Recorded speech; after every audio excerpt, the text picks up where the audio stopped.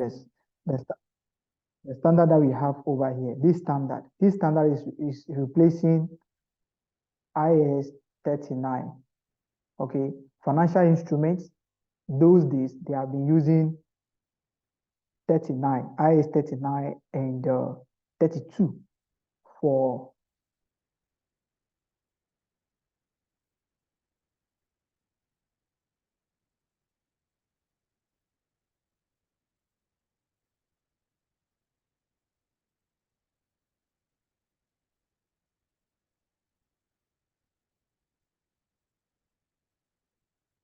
hey, okay, all right.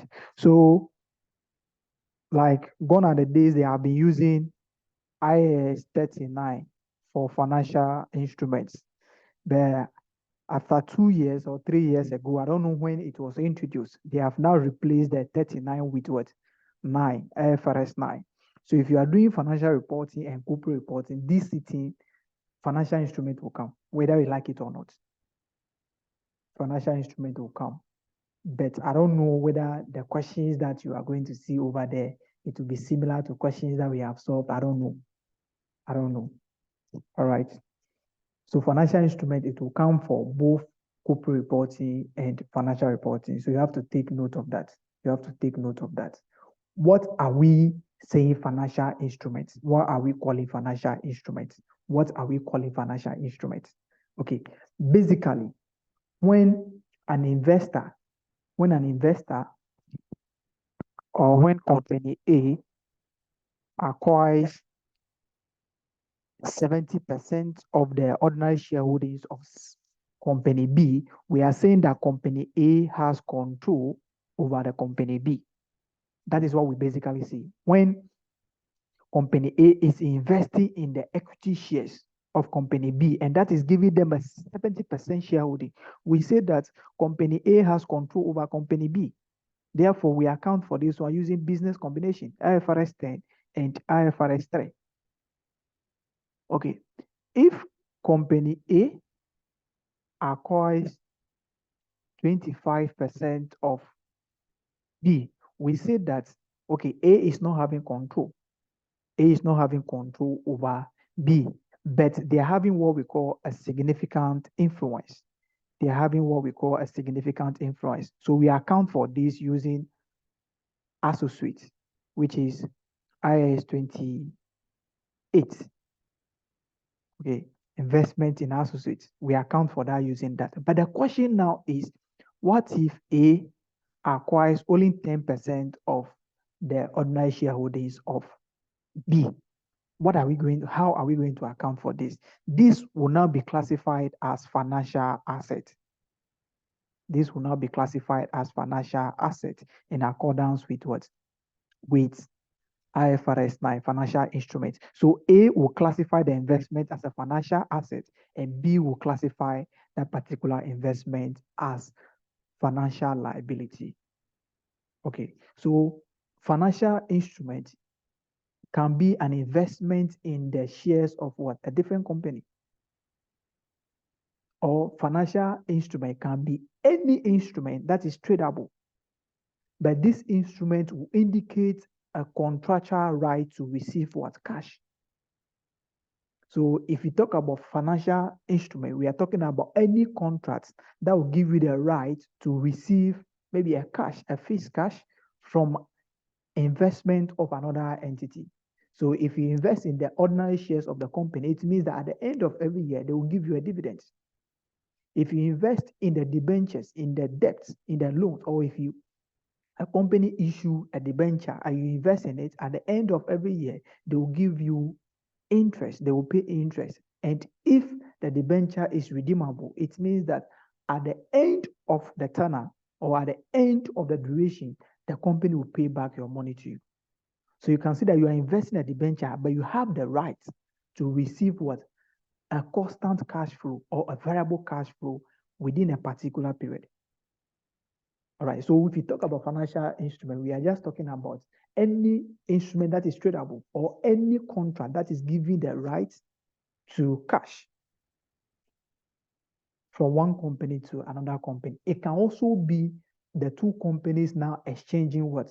these instruments. They are now, you give me cash or you give me assets, I'll pay you back with what? With shares. That can also be seen as a financial instrument. So anything that is tradable, any instrument that is tradable, maybe in the stock exchange markets, but this particular instrument should contain a contractual right to receive cash. With this reason, we cannot classify a cryptocurrency as a financial instrument.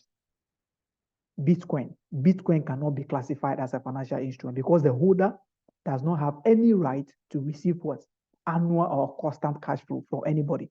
Bitcoin will be kept, which the increase in price will be depending on how the market is going, will depend on demand forces in the market, demand and supply forces in the market. So cryptocurrency, it is that there, but you're not going to be receiving any interest. You don't have the right to receive any cash flow or any fixed amount from the instrument. But if you come to investment in shares, you'll be receiving dividends. You have the right to receive a cash. It's a contract that will give you a cash. If you invest in the debentures of a company, you'll be receiving interest. But any instrument that does not give you the right to receive any cash cannot be classified as financial instrument. And for that reason, cryptocurrency cannot be classified as financial instrument because it doesn't give you any right to receive cash. The only thing that will happen is that if the price increases, that is the end. You will realize gain or something. So cryptocurrency can never be classified as a financial instrument. The next question is, can we classify our bet slip? Bet, if you play bets, Chelsea, Liverpool, they are playing here, you stake a bet or you place a bet on Chelsea that Chelsea is going to win. Can you classify the bet slip as a financial instrument? Can you classify the bet slip, the money that you are going to receive or you are likely to receive? Can you classify it as a financial instrument? Can you classify the bet slip as a financial instrument?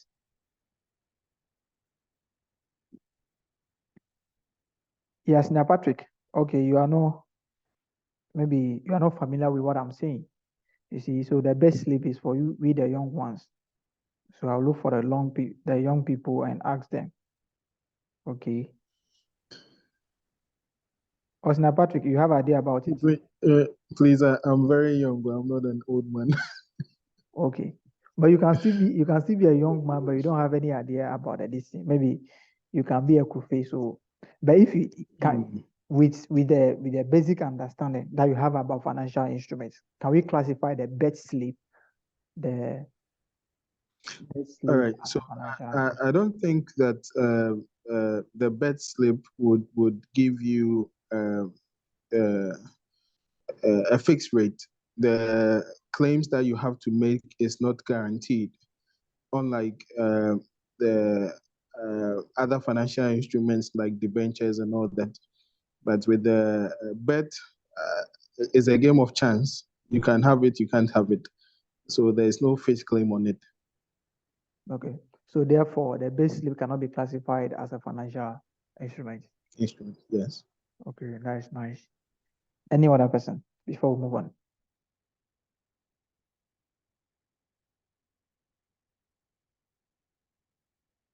Okay.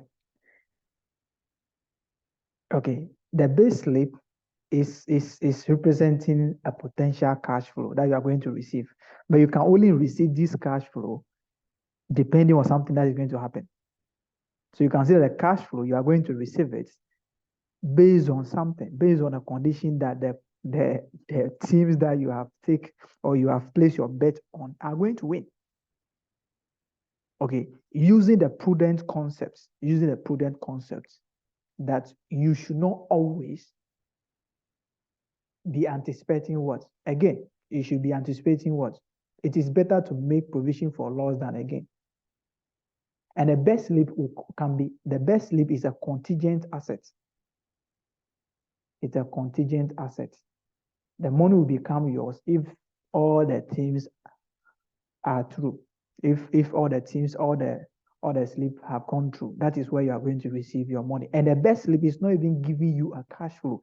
If you have lost, are they going to reimburse some amount of your money to you. Okay, some companies does that, but is it going to be up to the money that you have invested? Okay, so basically, cryptocurrency are not financial instrument, although they can be tradable. You can transfer to another person, but they don't give you the right to a cash flow, a constant cash flow, or a variable cash flow. They don't give you any right to a cash flow that you'll be receiving maybe every month, every year, every 6 months, or anything. Okay. Yes. So the financial instruments has two standards, but what we are going to look at is the IFRS 9, which is the main deal. Okay. We also have IS 32, which talks about the classification and recognition of what? Of a financial instrument. Financial instruments can be classified only in two ways. The first one will be financial liability,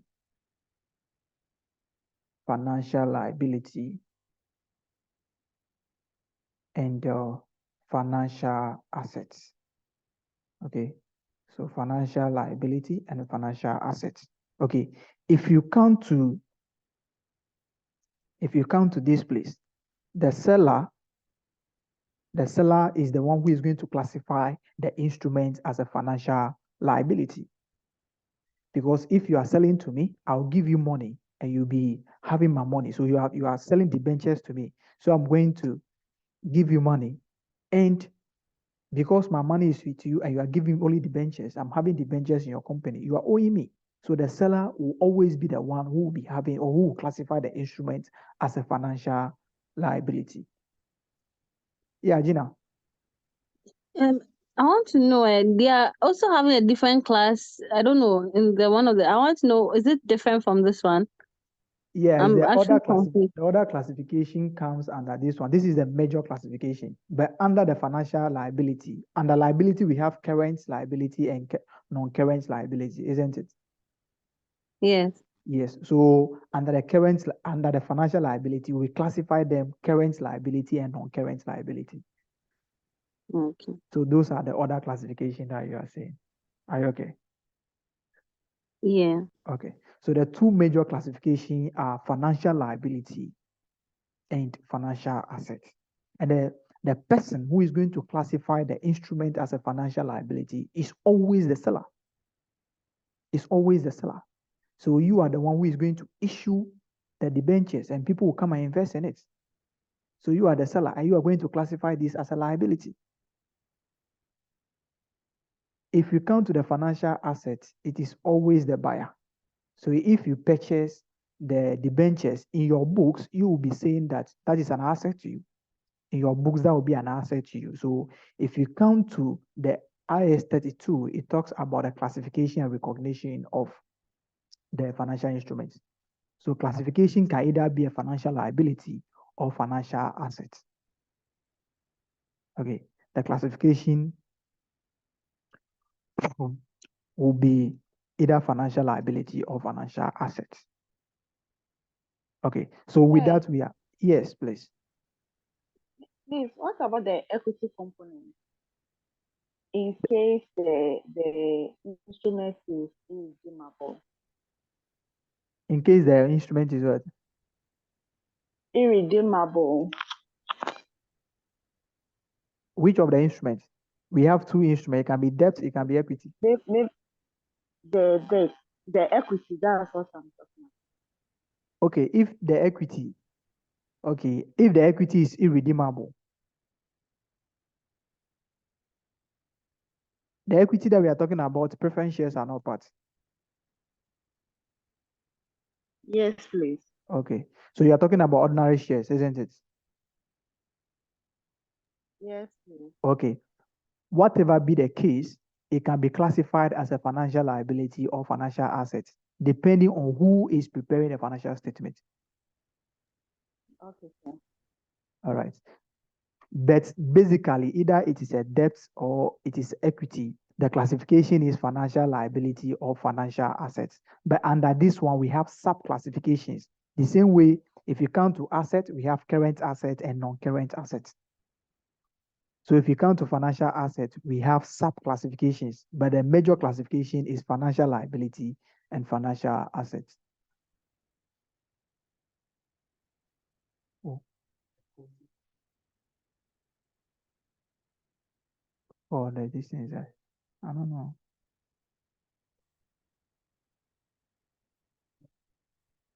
Maybe.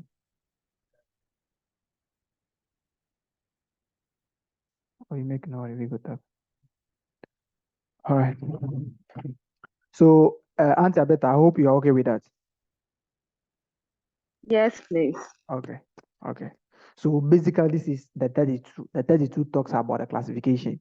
Okay. But what I want to tell you is that the question that you are going to see, the investment will always be a debt or equity. Will always be a debt or equity. But how will you know that this is a debt instrument and how will you know that this is an equity instrument? Okay, what you have to know is that debt instrument will always carry what? A fixed interest. Debt instrument will always carry a fixed interest. So the debenture will always have 10%, and every year you pay 10%. But if you count to equity instrument is not having a fixed amount because dividend can never be fixed. Dividend is dependent on the profit that the company is making. So if you make a higher profit, you pay higher dividends. If you don't make profit, you won't pay interest or you won't pay dividends. But for debt instruments, the interest is cumulative. If you don't make profit this year, you can defer the interest and pay next year. But for dividends, no profits, no what? Dividends. And also what you have to know is that the interest is tax deductible. So the question says that the instrument is tax deductible or the interest on the instrument is tax deductible. It means that you can subtract that interest from profit before you calculate tax on the profit. That is the meaning of tax deductible. It means that the instrument is allowable for deduction. If you want to calculate your tax, you subtract it from your profits, then you calculate the tax on the what? On the remaining profit. That is what we mean by tax deductible. If you say the thing is taxable, it means that we don't subtract. It is included in the profit and we charge tax on it. And that is dividends. Dividend is paid out of what? Profit. We don't subtract dividend from profit before charging tax. We pay the dividend out of profit for the year, which is profit after tax. So the tax implication on the instrument can also tell you whether it is a debt instrument or it is an equity instrument. So the question can say that the interest payable on this particular instrument is tax deductible. It means that it is what? A debt instrument. But if they say that no profit, no interest will be paid, we can assume that that is what? Equity instrument, because equity instrument, whether you make profit or not, or if there's no profit, you don't pay anything. You don't pay dividends. So the instrument can either be a debt instrument or equity instrument. That is how they are classified. Whatever instrument that you are going to get in the question, it would either be equity or what? It can be debt. And this can also be a financial liability or a financial asset, depending on who is issuing the debt instrument or who is purchasing the debt instrument. Another one is claim of ownership. Debt instrument does not give what? Ownership. Debt instrument does not give ownership. So if you see preference shares are not equity instruments. Preference shares does not give what? Ownership. And preference shares, they receive a fixed dividend. Whenever you see 5% redeemable preference shares, it means that at the end of every year, you pay 5% interest. The interest or the dividend is fixed. So preference shares, whether redeemable or irredeemable, are treated as what? Debt instrument, because they don't give ownership. They don't give what? Ownership. They don't give ownership. But I will tell you something. So the preference shares, the interest, the dividend that you are paying on them, which is redeemable preference shares, the interest or the dividend that you are paying on them will be treated as interest in the statement of profit or loss. It will be treated as a finance cost in the statement of profit or loss. But if the preference shares is irredeemable, then the dividend that you are paying will be sent to statement of changes in equity. We don't treat it as part of finance cost. But if it is redeemable, the interest will be treated as finance cost. Okay, those who are doing corporate reporting, you will see business valuation question where they will talk about redeemable, irredeemable. If they talk about redeemable preference shares, this has already taken into consideration before getting the profit. So it is only irredeemable dividends that will not be subtracted. So they will subtract it from profits. So if you are giving total dividends, just take your irredeemable portion, the irredeemable preference shares dividend from it, and you get your dividend attributable to ordinary shareholders. Okay. Let's come to financial liability. Let's take the classification one by one. Okay. Let's take the classification one by one. Let's take financial liability. Okay.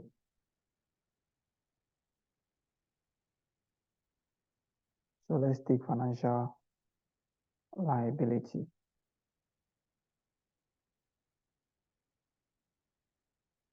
Okay. Liability in general can be classified in two ways, isn't it? Liabilities in general can be classified in two forms or two types, anyhow you want to mention it. Liabilities in general can be classified in how many forms or how many? Yes, let me mention forms. Liability in general can be classified as what?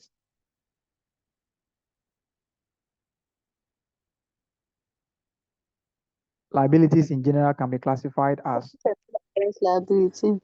current,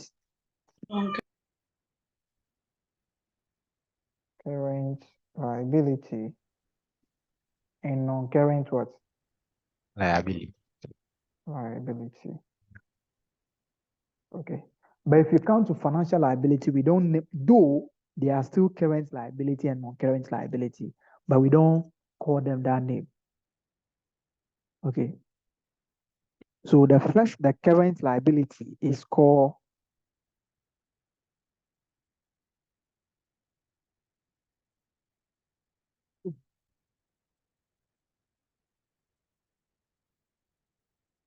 let me get the actual name. I know one of them is head to profit or loss, and the other one is not head to profit or loss, but let me get it correct.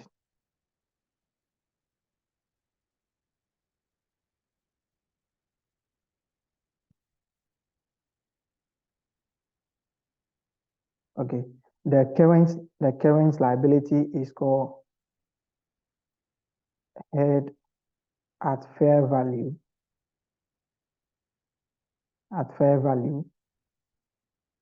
through profit or loss.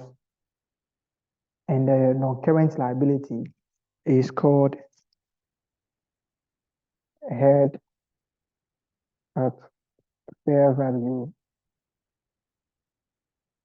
not through profit or loss. Okay.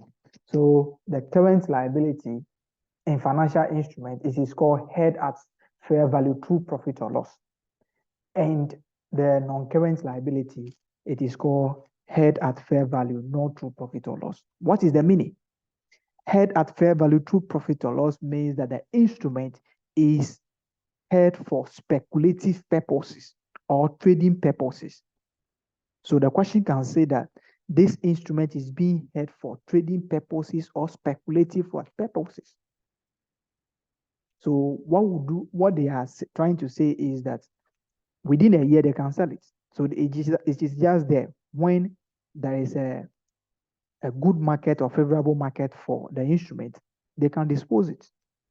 So the question will say that this instrument is held through trading purposes or is held for speculative purposes. That is held at fair value through profit or loss. But if you say held at fair value, not through profit or loss, means that they are not expecting to sell it. So if the instrument is going to last for 3 years, the people will hold it and they will keep it for 3 years. So it means that this is more than one financial year. So it will be classified as a non-current liability. But if it is held for trading purposes, it means that whenever the value of the instrument increases, you can sell it. Even you can buy it today, the next day you can see that, okay, if you sell it, you are going to make profit, you can sell it. So this will not be up to a year. So we classify it as a current what? Liability. We classify it as a current liability. So under the current liability, we had held at fair value through profit or loss and held at fair value not through profit or loss.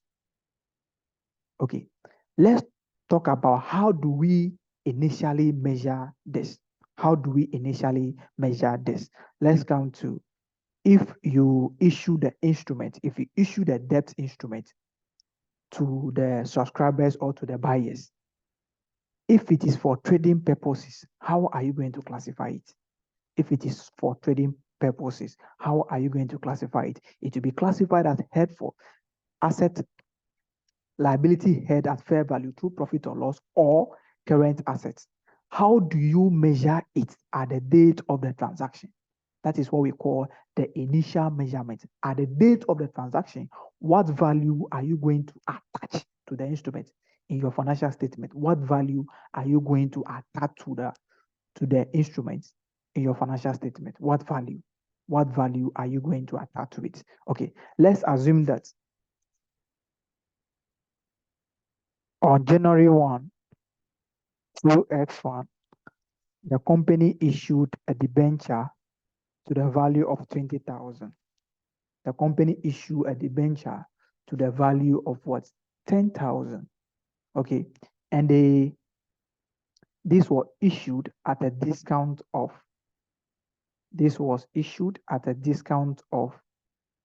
5%. At the date of the transaction, what value are you going to put in your financial statement?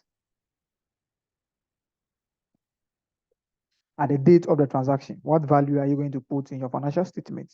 You are going to write the financial liability and what will be the value that you are going to attach to it.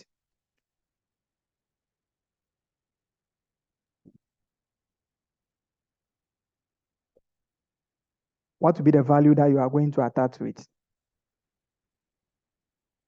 Seniors, what will be the value? You receive a cash.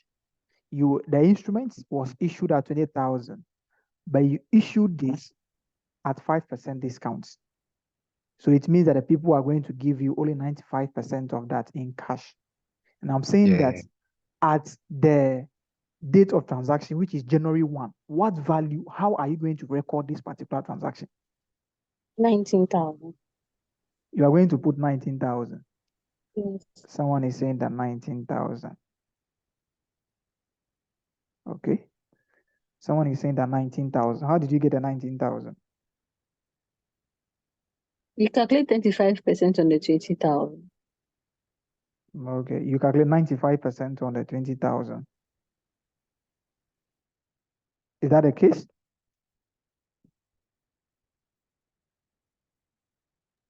Yes, please. I think you calculate 95% on the 20,000. And because the 5% is a discount, that's why we are using the 95% instead of the 100% on the 20,000. Okay. Okay. Why do you think we should calculate 95%?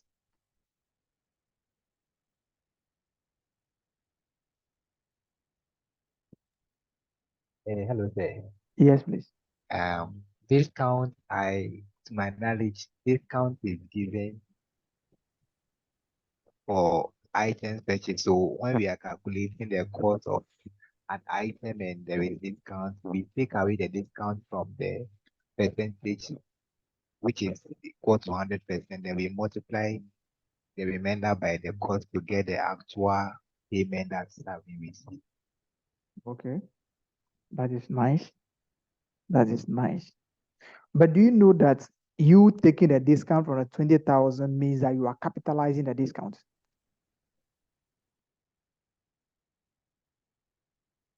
Well, that one, I don't know. Okay. I hope you know how to determine a cost of what? Initial cost of an asset. Yes, please. Okay.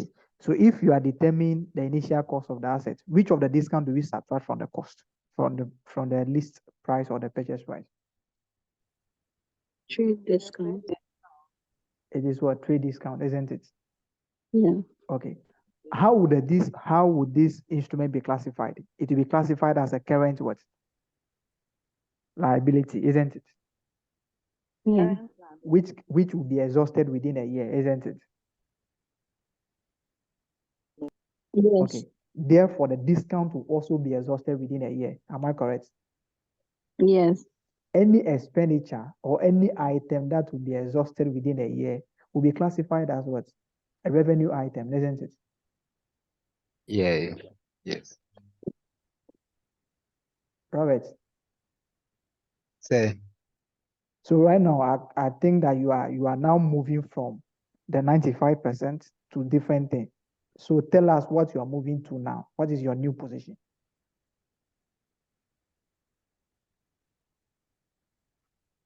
my new position will be 100%. Okay. You see, the discount over here, the instrument itself, we assume that it can be sold within a year. If it can be sold within a year, it means that the discount will also be exhausted within a year. We are just giving the people 5% discounts. But in actual sense, the people will be thinking that we are owing them what? 20,000. So what you do is that you record all the financial liability at 20,000. Then you expense the discounts. You expense the discounts. You can only subtract the discounts if the item will be there for 3 years. Okay. If the item will be there for 3 years, the assumption is that the discount will also be what? Will also be expensed over 3 years. The discount will also be expensed over 3 years. Or if the discounts will be expensed over 3 years, then you take your 1,000 and expense it over what? Over 3 years. And show the financial liability at what? 20,000. You have to show the liability at a full amount, 20,000. If it is true profit or loss. If it is true profit or loss, you have to show it at a 20,000. If it is true profit or loss, you have to show the liability at a full amount and expense the discounts. And expense the discounts. Are we okay there? All right. Yeah, I have a question. Okay. So how will you know that this liability is current and non-current? The question will tell you. Oh, okay. They will either say true trading purposes or true profit or loss, or they are being held for speculative purposes. Yeah, come in. Your hand is up. Yes, sir, I want to know the discount. Since we are taking the issuing the discount, is it an interest you are going to pay in addition to the nominal amount we took, or if you can clarify me on that? Yeah, the instrument that you are going to issue, what will make it attractive to the people is the return that they'll be getting from it. So you are going to attach interest to it, maybe 10%. Okay. Oh, okay. Okay, sir. So there will be an interest because you can't issue the 20,000 to the people and the money will just be there like that. No. What will attract them is the interest, is the return that they will be getting. But this interest will only be calculated up to the time that the liability has been with the company. So if it is January and July 2021, the people have sold the instrument, it means that we are only going to pay a 6-month interest, isn't it? Okay, The sir. calculation of the interest is determined by the duration that the instrument is with the company or has been with the company. Okay, thank you. All right. Let's come to, this is discounts. If the instrument is a current liability, expense the discounts. Just expense the discount. Take the discount as a what? As a cash discount. Okay. Let's come to another issue. You see, the time that you want to issue this particular debenture, maybe you went to an agent. You went to an agent, and the agent is telling you that they are going to charge 2,000 Ghana cedis. So they are going to charge you if they want to get a buyer for the debenture or the debt instrument. They will charge you what? 2,000 Ghana cedis. Or you want to publish the what? The instrument. You want to send it to the public, that people should be aware that you are issuing debentures. Whoever is interested should come and buy. So you have advertised it in the newspaper, and the newspaper, they are charging you 2,000 now. Okay, you have sold the debenture and you have incurred a cost of what? 2,000. How do you go about this cost? This is true profit or loss, current liability. How do you go about this cost? The actual cost of the instrument is 20,000. You have incurred what we call a transaction cost. Okay, the technical name is transaction cost. So you have incurred a transaction cost of 2,000. How are you going to initial measurement? What value are you going to attach to the debenture in the statement of financial position? And how will you go about the transaction cost? How will you go about the transaction cost?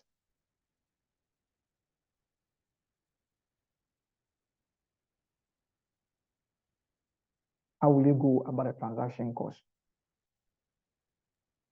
Are we going to be recording 18,000? Yeah, Gina.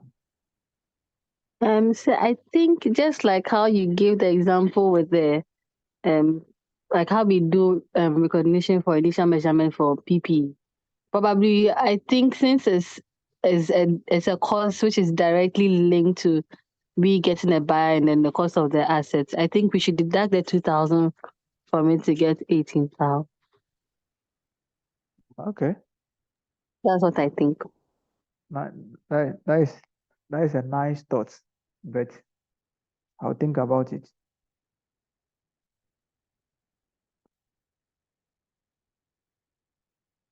Okay.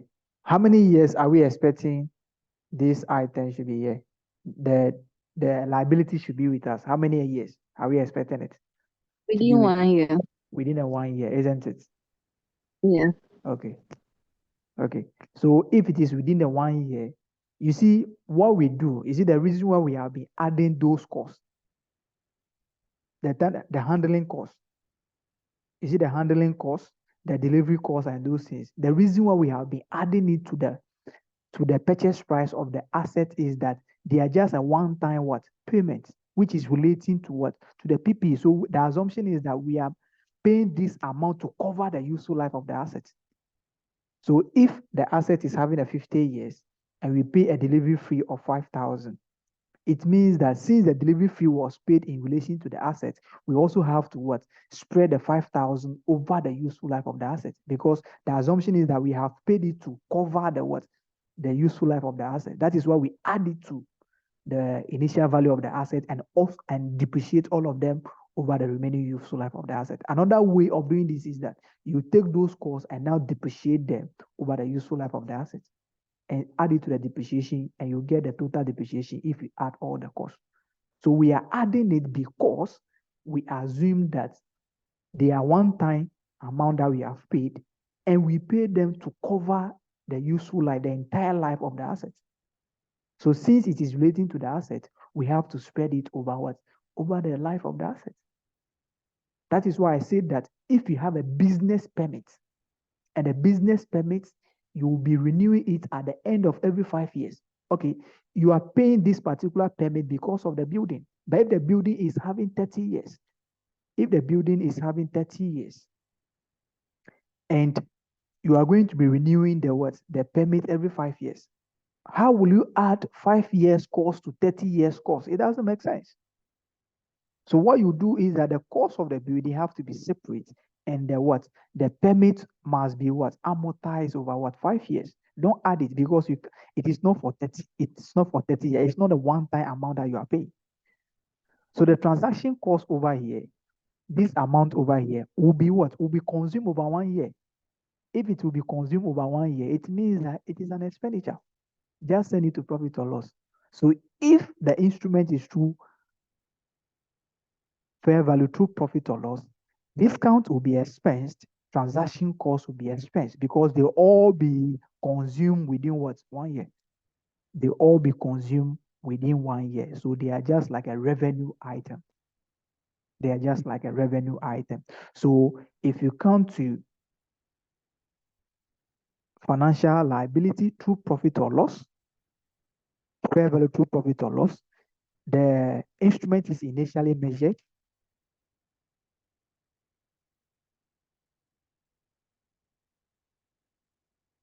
Hey, are you sure?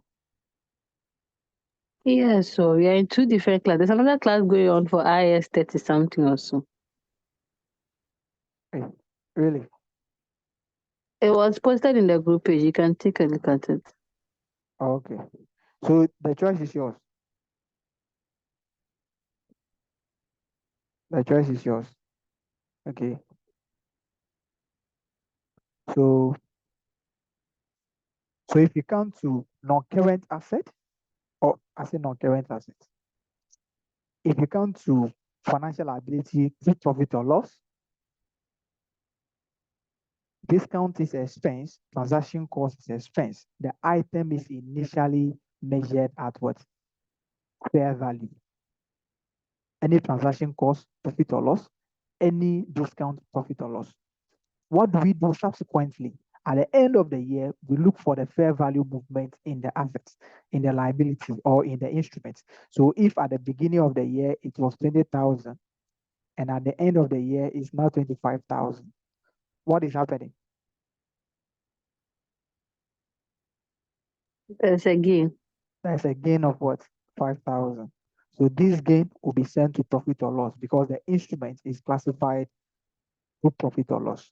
So what we do is that the instrument will initially be measured at the fair value, discount expense, transaction cost expense. At the end of every year, you look for the what? The fair value movement. This does not mean that if the asset will be there for 1 year, what is the interest rate? If the interest rate is 5%, the company will pay 5% on this amount to the what?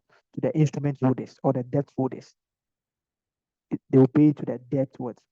Holders.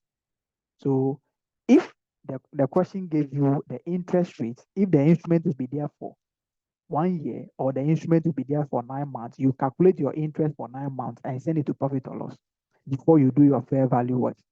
Measurement. Before you do your fair value measurement. Okay. Let's come to not through profit or loss, where the instrument or the debt instrument is going to be there for more than a year, where the debt instrument is going to be there for more than a year. Okay.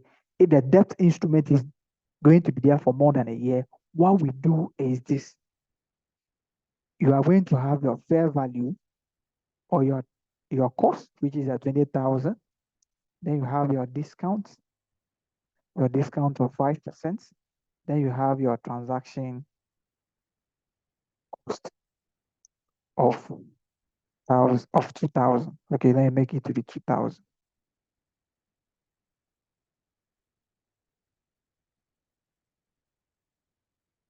So the discount will be 1,000, isn't it?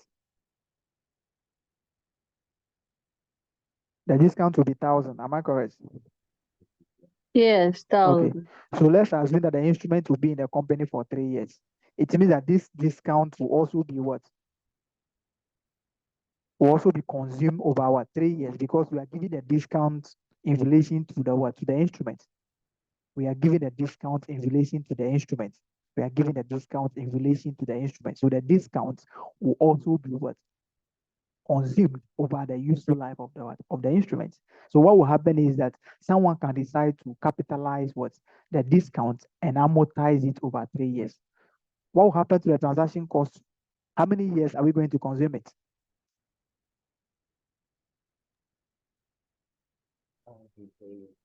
The 3 years. That will be 3 years. So someone can also decide to capitalize it and divide by what? 3 years. So at the end of every year, you will take it to your profit or loss as an expense. But what normally happens is that, let's assume that the interest rate attached, the nominal rate, the interest rate that will be attached to that one is always called the nominal rate. Okay, the guaranteed rate, the rate attached to the instrument at the date of what? Issue. That is what we call the nominal rate. Let's assume that our nominal rate is now what?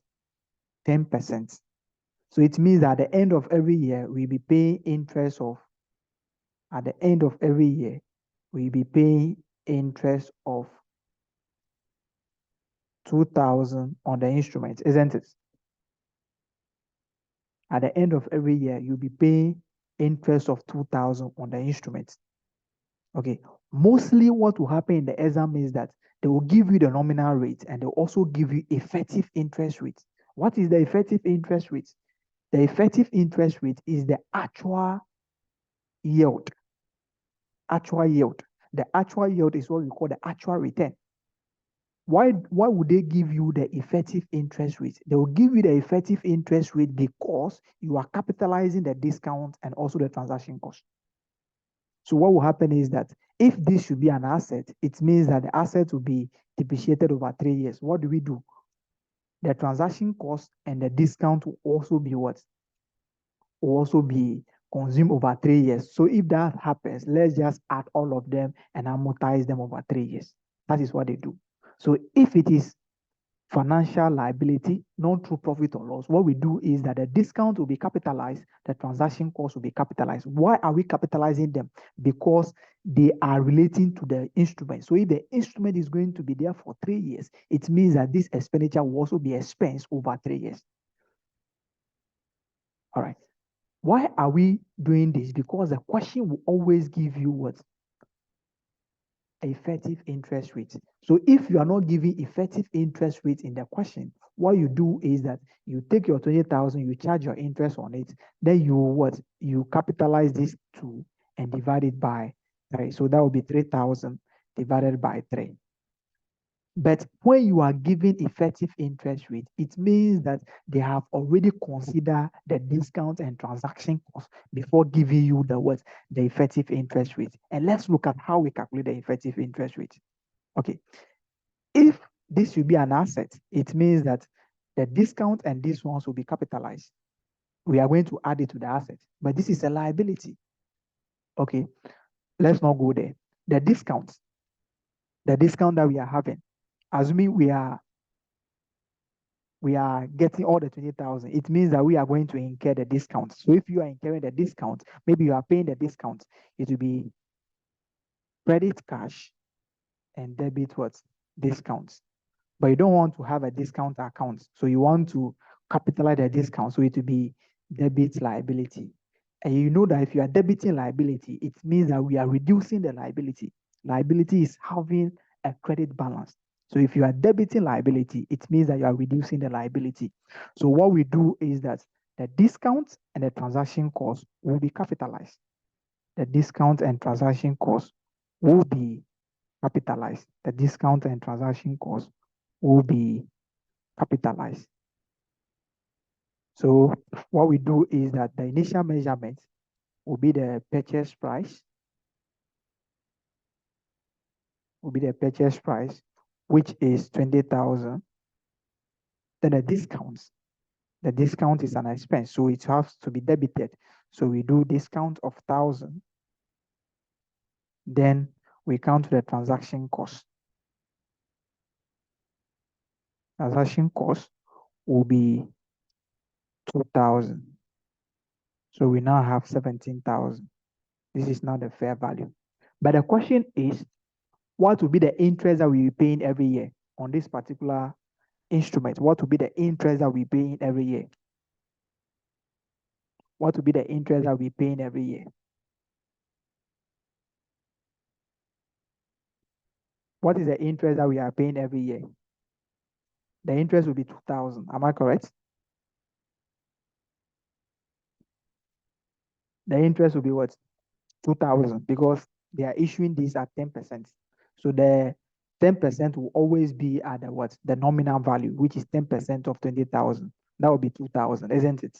But in actual sense, the value of the instrument, the fair value of the instrument now is 17,000. So what will be the actual yield? The actual yield is the effective interest rate. So what is the actual interest now? The actual interest will now be the 2,000 divided by 17,000 times 100. What are you getting? Someone should get that for me. 2,000 over 17,000, which is the interest here, divided by 17,000 times 100. 11.8. 11 point what? 8. And this is what is given to you as the what? As the effective interest rate. So the effective interest rate The meaning is that they have included what? The amortization of the discounts and this one already. So I will show you something. I will show you something.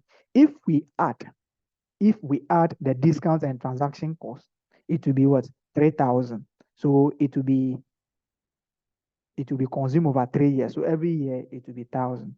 Okay, let's come here. Let's now find 11.8 on 17,000.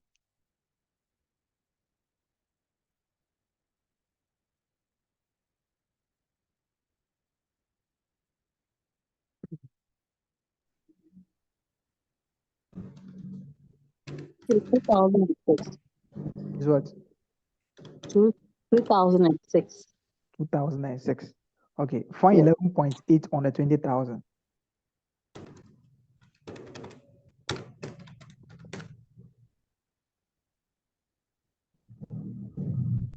3,360. 3,000. 2360. Okay, 2360. Okay, 2360. Okay, because this one we are just using assume. I want to show you if you calculate your finance cost, the finance cost will include this amount and also the amortization of this one. But since we are calculating the finance cost ourselves, the effective interest ourselves. But if you pick a question, I will demonstrate that.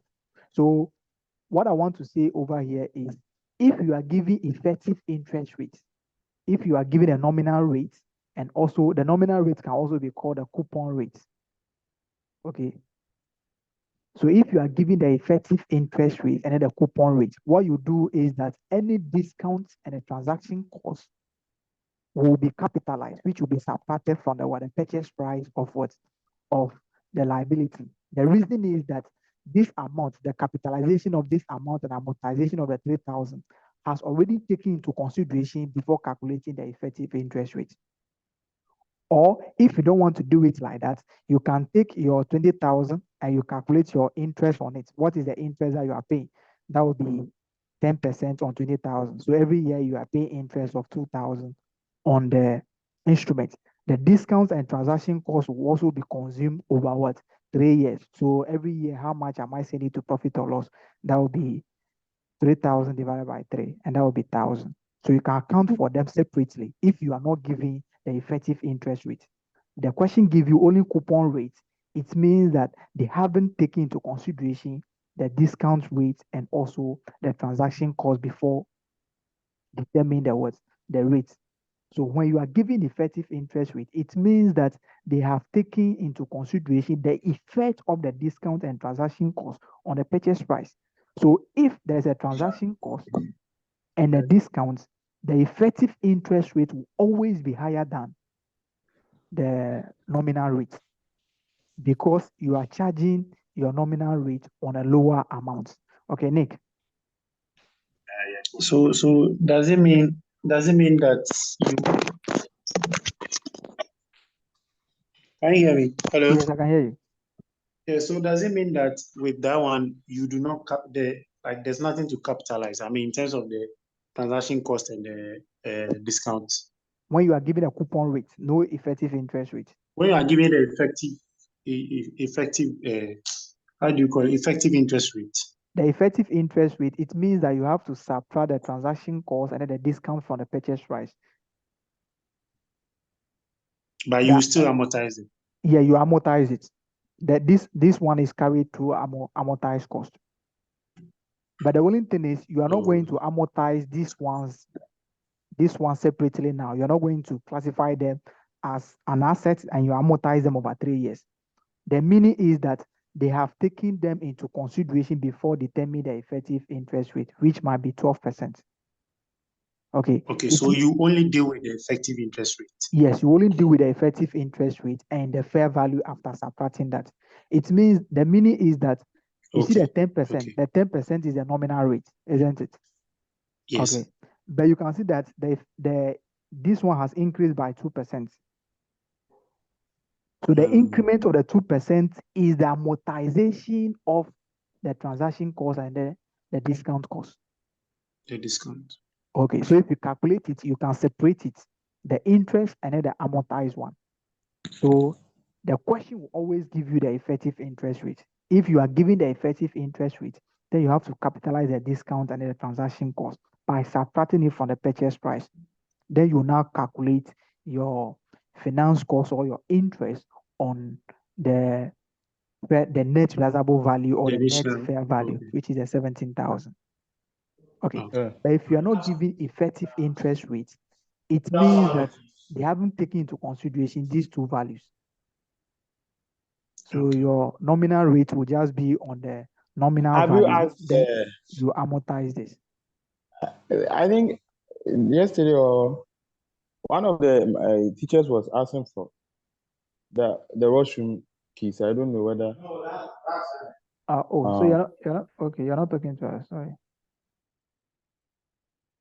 All right. So basically, in the exam, what you see is that they will give you effective interest rates and they will give you the nominal rate. So what you do is that assets that are classified not through profit or loss, you are going to capitalize the discount and then the transaction cost. Capitalizing it means that you subtract it from the fair value before you do whatever you want to do. So instruments that are not carried to profit or loss, which is a financial liability, subsequent measurement is amortized cost. Amortized cost. The amortized cost is this amount, which is the fair value. In actual sense, this is the value that we are owing the people because we have subtracted the discount and the transaction cost. So this is now in our book. This is now we are owing the people. What is the interest that we are going to pay? You take the effective interest rate because the issue about the 10,000 and 20,000 has been taken into consideration before determining your effective interest rate. So you can do this one by year. We have a table. We have years. Year one. Then you can have the balance brought down, which is the balance at the beginning. Then you have your interest. Then you have your coupon. Then you have the balance at the end. Okay, mostly the question will tell you that the interest is paid in arrears. Okay, it's just like list table. So if you count to year one, the balance that you have is 17,000 after adjusting your transaction cost. So the interest can be 12%. So you don't use a 10%. No, don't use a 10%. You can use 12%. So 12% on the 17,000, what are we getting? Or let's assume that it's 15%. Let's use 15%. Okay.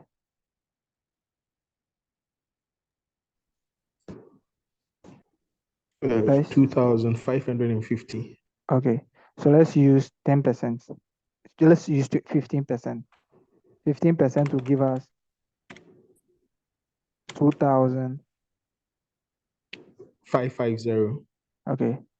2,550. Okay. So you see this 2,550. The question now is, what is the actual interest that we have to pay on the instruments? What is the actual interest that we have to pay to the people every year? The actual interest that we have to pay is 10% on the 20,000, isn't it? Yeah, 2,000. Okay, and that will give us 2,000. So at the end of every year, we have to pay this amount to the people. Okay, but what is the interest now we are now getting? What is the interest that we are calculating now? 2,550. What is the difference? 550. 550. Okay, you see, this interest relates to the amortization of the discounts and also the transaction cost. So the 5,550, the difference over here always relate to the amortization relating to the transaction cost or the discount. So it means that in actual sense, we should have charged 2,000 as interest, but we incur additional expense. Those expenses will also be amortized over 3 years. So since we have subtracted those one and we calculate, we are now using effective interest rate of 15%. It means that we have factored the amortization there, and the amortization will always be the difference between this amount and the actual amount, the actual interest. So the 5,550 there is the addition to the actual interest, which is relating to the amortization of the discount and the transaction cost. So at the end of every year, what you do is that you pay interest of these people. You pay interest of 2,000 to the people. So you now have 2,000. You now have 2,000 here. You pay the 2,000 at the end of the year. So the amount that you'll be owing the people now will be 17,000 plus 2550 minus 2,000. That'll give us how much?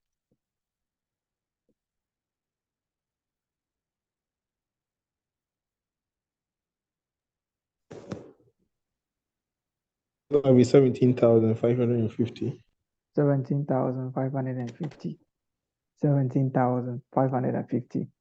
That's all. This is how we carry it. So the next year, this is the amount that we are owing the people. It will come here 77.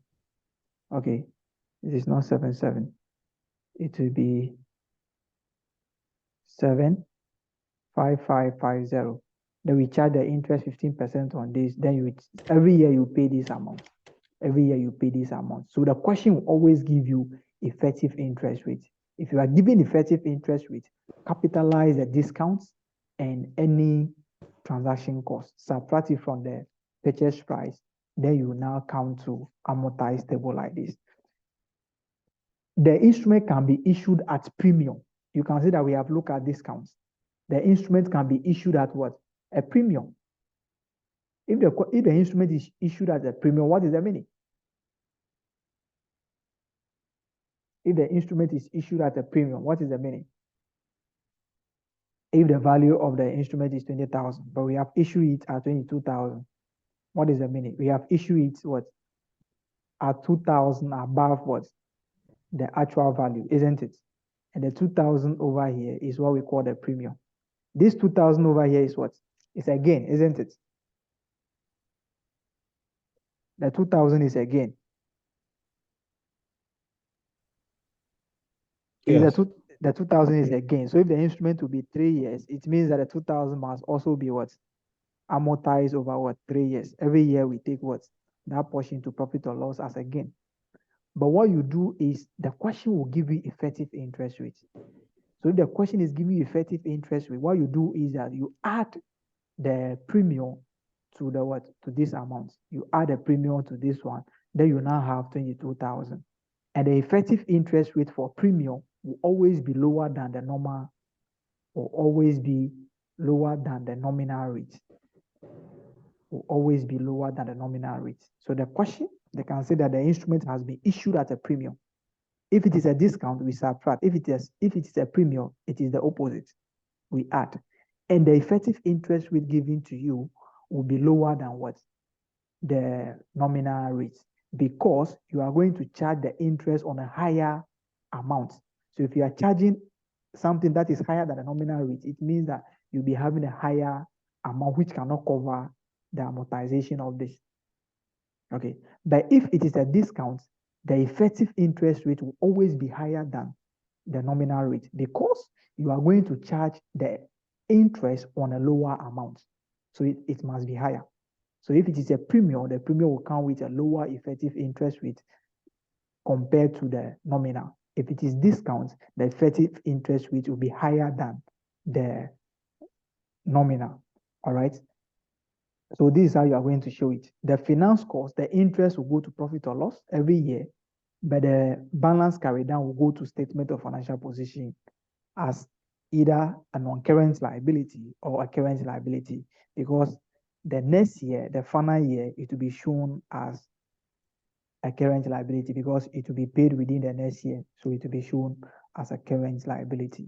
So any financial liability that is going to be in the company for more than 1 year is what we call financial instruments held not through profit or loss. Held not through profit or loss. Let's pick a question that we demonstrate how we go about that. Okay, let's pick a question that we demonstrate how we go about that.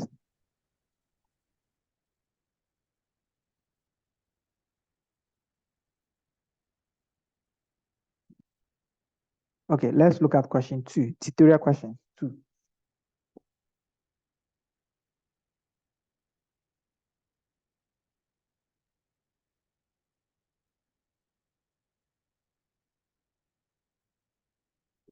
Tutorial questions 2.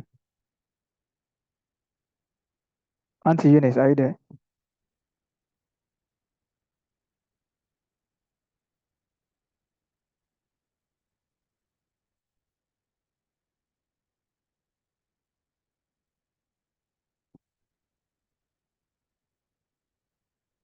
Auntie Eunice, can you read for us?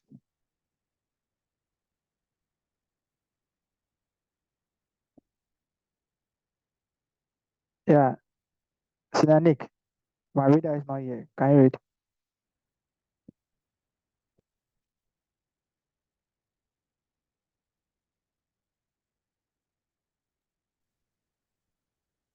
F issues 360,000 redeemable. F issues 360,000 Ghana cedis of redeemable 2% debentures at a discount of 14% on 1st January 2016. Issue costs were 5,265 cedis.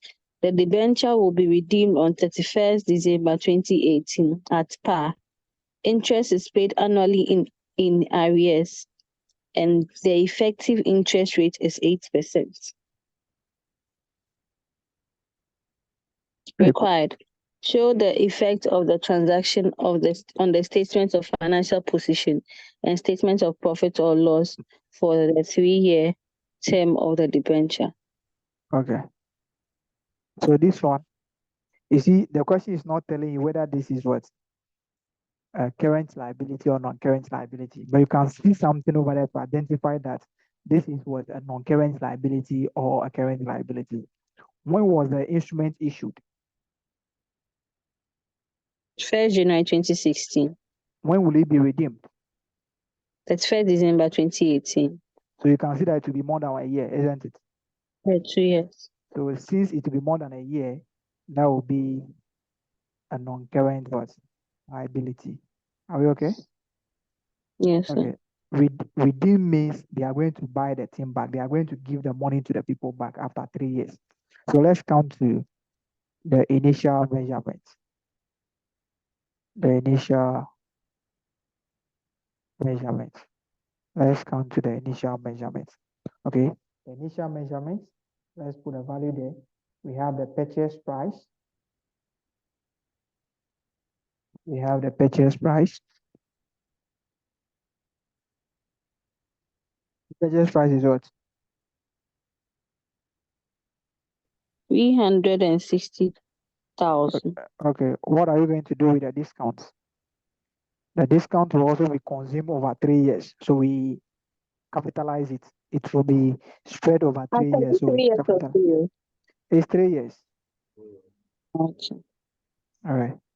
So the discount will also be capitalized over 3 years, and that will give us 0.14 times 360,000. How much will be that?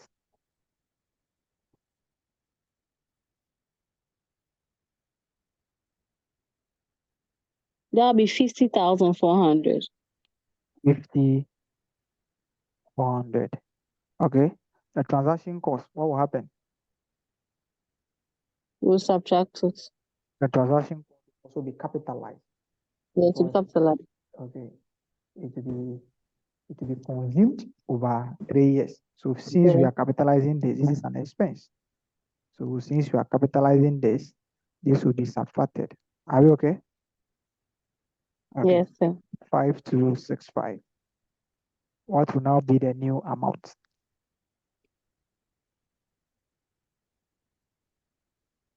That's 304,335. Hey, this 304, okay. 304 335. 335. This is what I want. Confirmed. Okay. So let's now count through the subsequent measurement. The subsequent measurement will be amortized table, amortized cost. So we prepare the amortized table.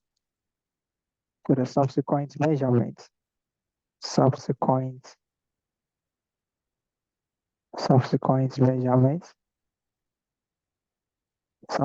measurement will be the amortized cost. How do we do the amortized cost? The amortized cost is not anything. what we do is that, okay, this is the amount that we are saying that we are owing the people, and the interest that we are paying right now, what is the effective interest rate?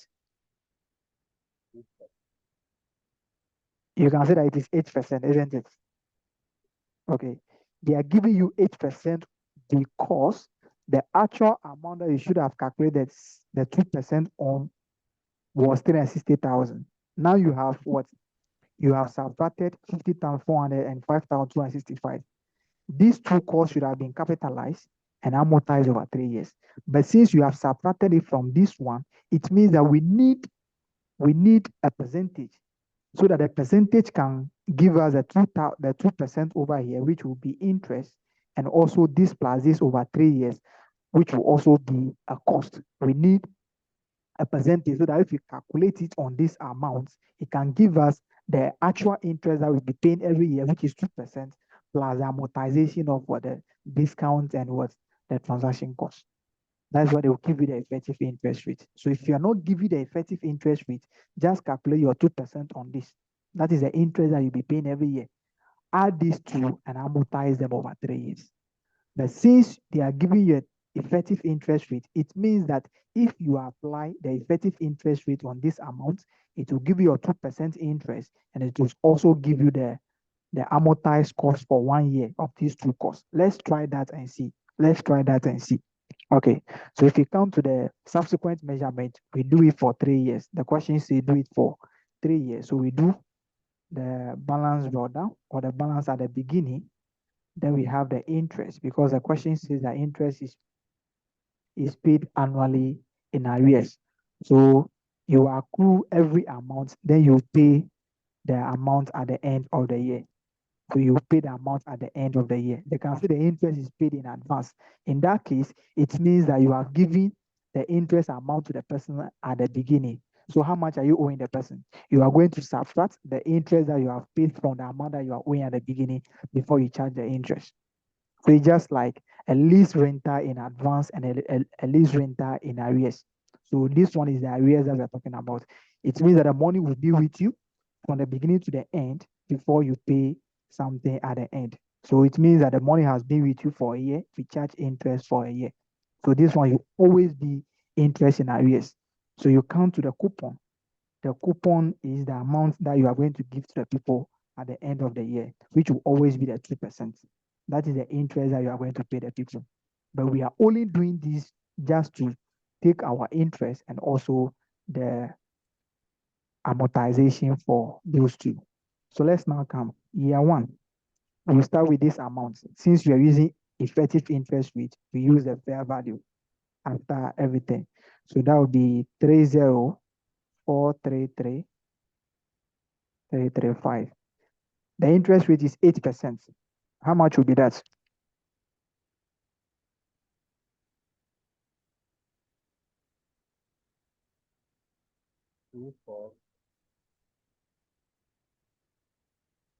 Two for 346.8. Okay, 2446.8. 346.8. Okay, let's do something. Let's see whether this will be familiar or this will be equivalent to this. Assuming we didn't incur any transaction costs and any discounts, the interest that we are going to be paying every year will be 2% times 360,000. Are we on the same line? Yes. Assuming no transaction cost, that is the amount that you are paying every year. So let's calculate that and see.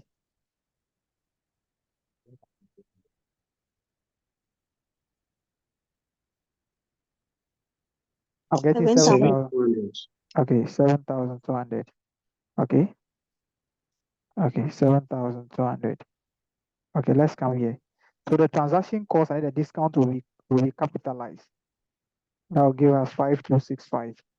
So if you capitalize the two, how much are you going to get? Let's count with amortization of them. As well, we are doing them separately. Amortization will be 5,265 plus 5,400 divided by 3. How much are you going to get?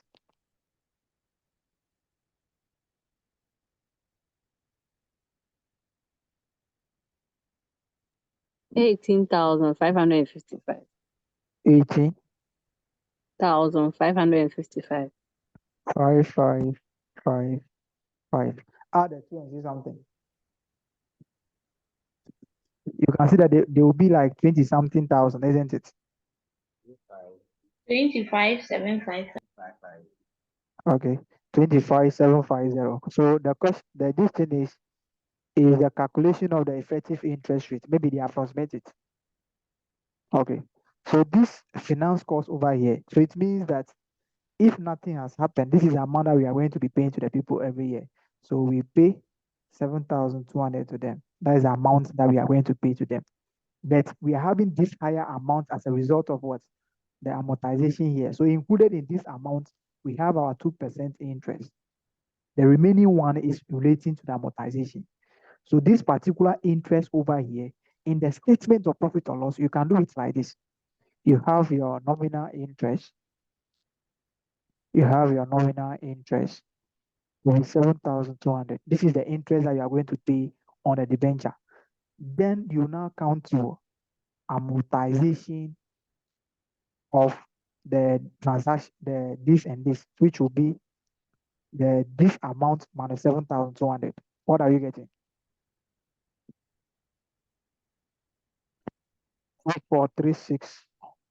346.8 minus 7,200.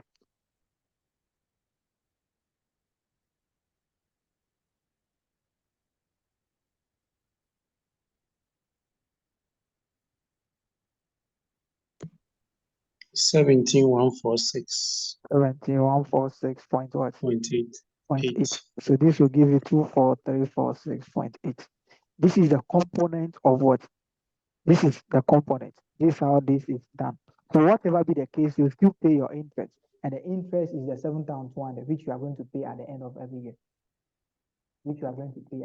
every year. So the question that most people do ask is that why the interest is what?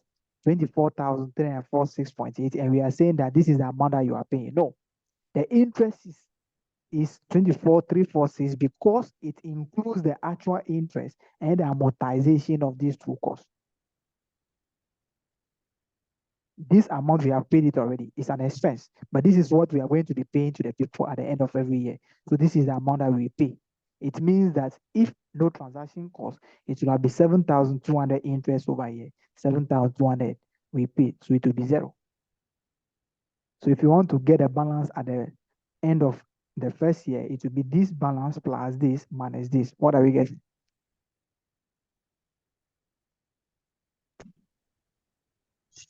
321,481.8.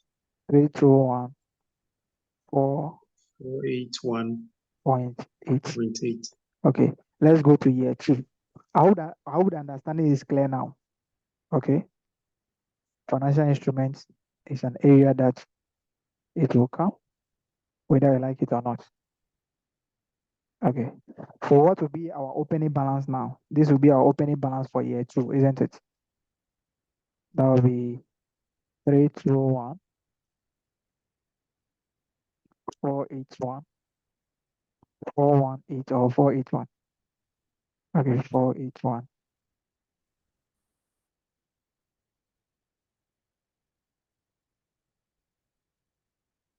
Or 81.8. The interest is what? The interest is still 8%. So calculate 8% on this amount.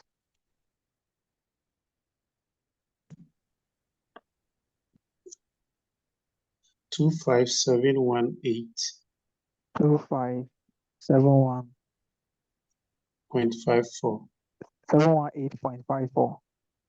Yeah. Okay. And we will pay our what? We will pay this amount to the people. This is higher because the amortization is here. So let's count to the end. What will be the figure that we are going to get at the end?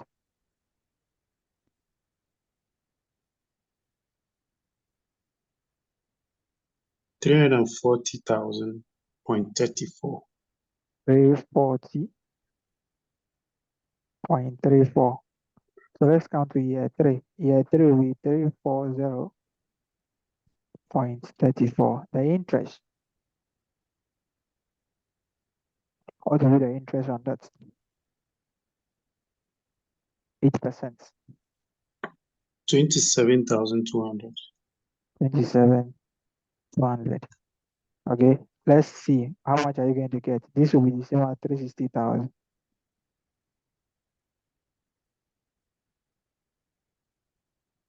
Yeah, 360,000. Okay, so year 3, what we do is that we redeem this.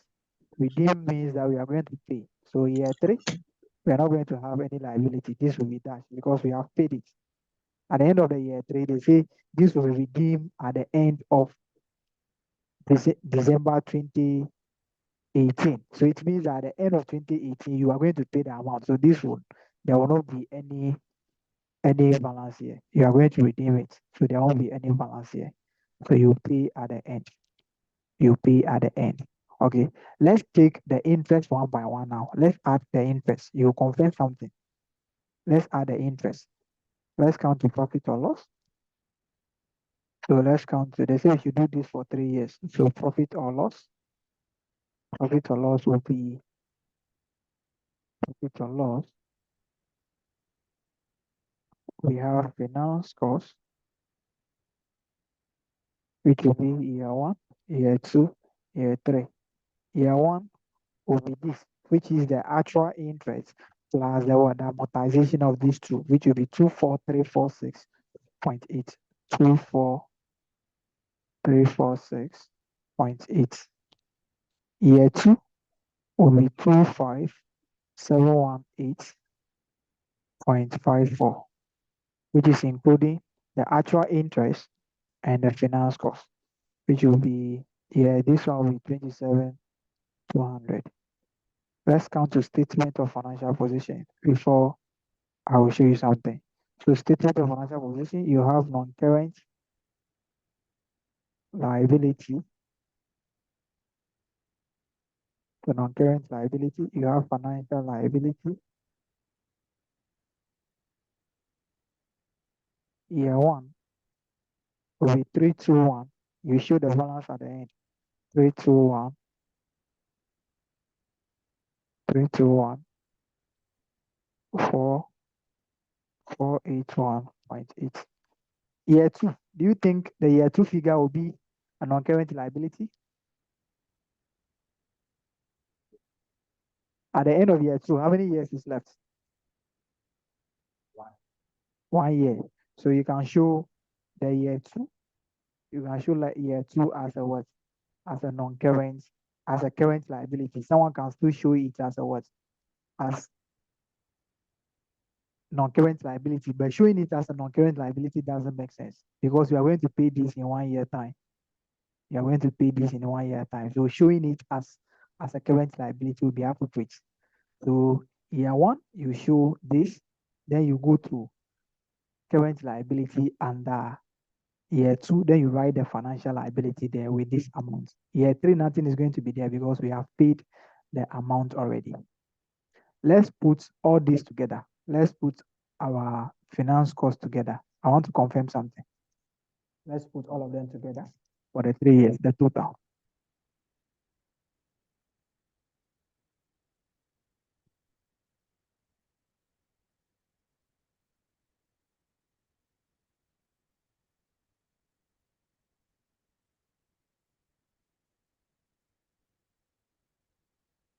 I'm having 77265.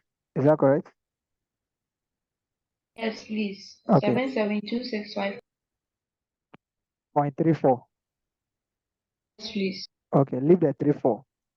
The interest for every year is for the actual interest for every year is 7,200. So 7,200. 7,200. Okay. The discount will be expense. That will be for 3 years. And the transaction cost will also be expense for 3 years. Let's add all of this and see whether it will be somewhere equivalent to this. So 7,200 plus 7,200 plus 7,200 plus 5,400 plus 5,265. So it's the same. 77,265. 77265. 87. Yes, Yes. please. So it means that over the 3 years, this is the expense that we are going to recognize. These three are expense, these two are expenses, which will be amortized over what? 3 years. And the interest, we'll be paying interest of 7,200 every year. So you can see that this total amount is something that we have done like this. So the amortization, which is that amount every year, we have included it over here. So this is how we do it. This is how we do it. Any question? I know some of you have done financial instrument before, and I hope that your confusion about how this finance cost should be like this and the coupon should be like this. The finance cost is including any capitalized what? Cost. And mostly you see a question that when there is no transaction cost and where there is no discount, the effective interest will always be the same as the nominal rate, because there is no cost that we are going to amortize. It is purely the interest that we are going to incur as an expense. So the effective interest rate will always be the same as what? The nominal rate, if there is no transaction cost or there is no discount. If there is a transaction cost and discount, the effective interest will not be the same as the nominal rate, because they have included or they have considered the amortization of what? The transaction cost and those ones which should have been done. But you decide to subtract it from your purchase price. So we have to get a percentage so that if you calculate it on the new amount, it can give us the nominal interest and also the amortization of what? Those costs that you have what? Capitalized. Let's look at the second question. Then we move on to what we call a compound instrument or a hybrid instrument. Let's take the question. Let's take the question 3. Hey, that is 5 years, isn't it?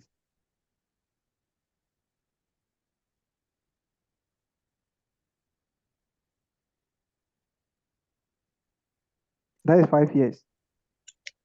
Yeah, a company Yes. issues for 4% Is it loan not too much? notes.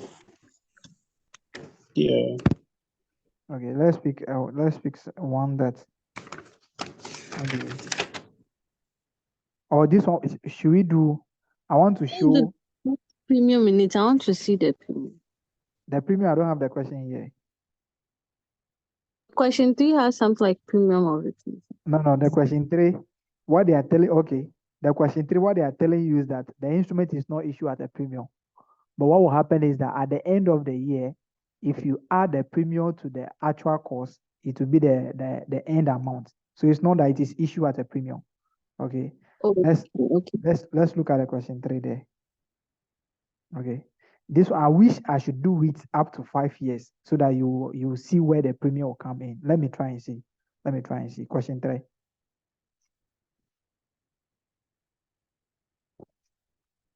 Okay. A company issues 4% loan note with a nominal value of 20,000. The loan notes are issued at a discount of 2.5%, and 534 Ghana cedis of issue costs are incurred. The loan notes will be repayable at a premium of 10% after 5 years. The effective rate of interest is 7%. Okay. Required. Show the relevant entries of the statement of financial position and statement of profit and loss for the 5-year term of the loan note. That is too much. 5 years is too much. 5 years is too much. So you can see that the effective interest rate is higher than the what? The nominal rate. The nominal rate is what? 4%, isn't it? Okay. So you can see that they are now giving you additional 3%. Do you know why they are giving you additional 3%? They are giving you this 3% because of the issue cost and the discount that you are going to subtract from what? The 20,000. So we should get a rate so that if we calculate it on the value that you are going to get, it will give us the actual interest that we are going to pay and the amortization of this cost. So let's determine the initial value. The initial value will be the purchase price the purchase price, which is what? The purchase price is what? 20,000. 20,000. Our discount is 2.5%. on the 20,000. The discount is Yes. always on the what? On the nominal value. The purchase price. Okay. So how much are we getting there? 500. 500, which will be subtracted. Okay, let's count to the transaction cost. Transaction cost is how much? 534.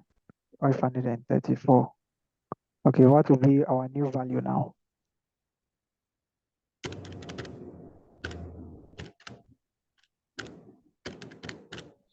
$18,966. 18,966.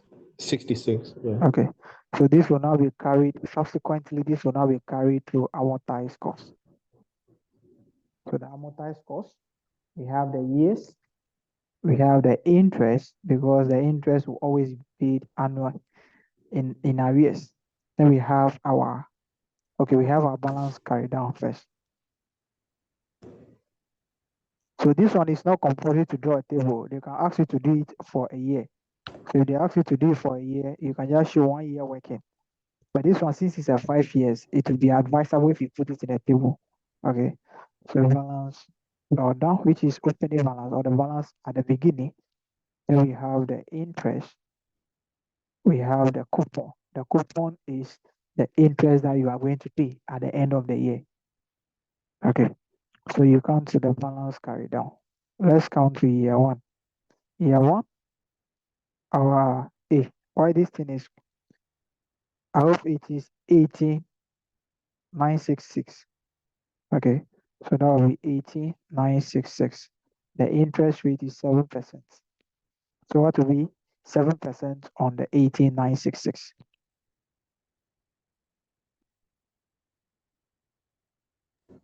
With 1,327.62. Okay, 1,300.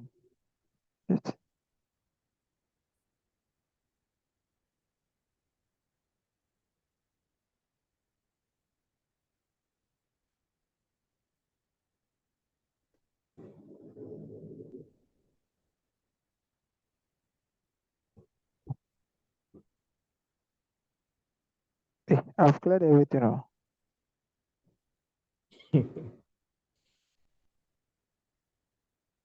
Okay. So I hope we have seen, let me just put the years here. Let me just put the amortized table here. So balance order.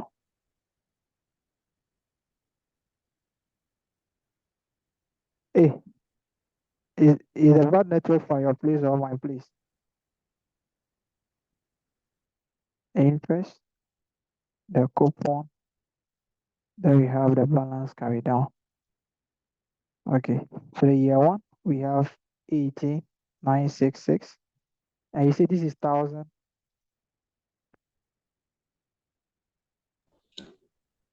$327.62. Okay. You see, since you see 1,000, I'm writing 1,000 in full.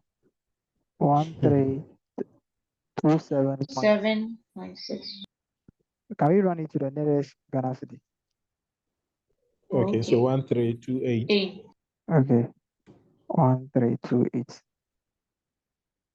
Okay, the coupon, what will be the coupon payment? 4% on 20. 800. 10%. Is the bad network, is it coming from me or how people can I hear think me? it's coming from the person's end. Yeah, so because some people can hear me. So the coupon will always be calculated as the actual interest. But this amount over here is including the actual interest plus the amortization of what? The discount and then the what? The transaction cost. So let's now calculate this amount. Let's now calculate the balance carried down. It will be this plus this minus this. You don't get a coupon. The coupon is the actual interest we should have paid. That is 4%. The loan that we are issuing is 4%. So at the end of every year, how much do we pay the people? It will be 4% times the amount that we are issuing, which will be 4% times the 20,000. Okay, so thank you. Okay. You see, the amortized table, if you want to confuse you, you can decide not to draw it. You can just show your normal interest, which will be 800 every year, and decide to amortize those costs and divide it by 5 years and send it there. But just that at the end of the day, you'll be getting a total expense for the 5 years. But every year it will vary because someone will be using effective interest rate and someone will be using the normal interest rate. But since it's an exam, use your effective interest rate and go. But you have to know that the effective interest rate is including the normal interest that you should have paid, plus the amortization of the cost that you have capitalized. So it means that out of this 1328, 800 is relating to the normal interest that you should have paid. The remaining is relating to the cost that you have capitalized.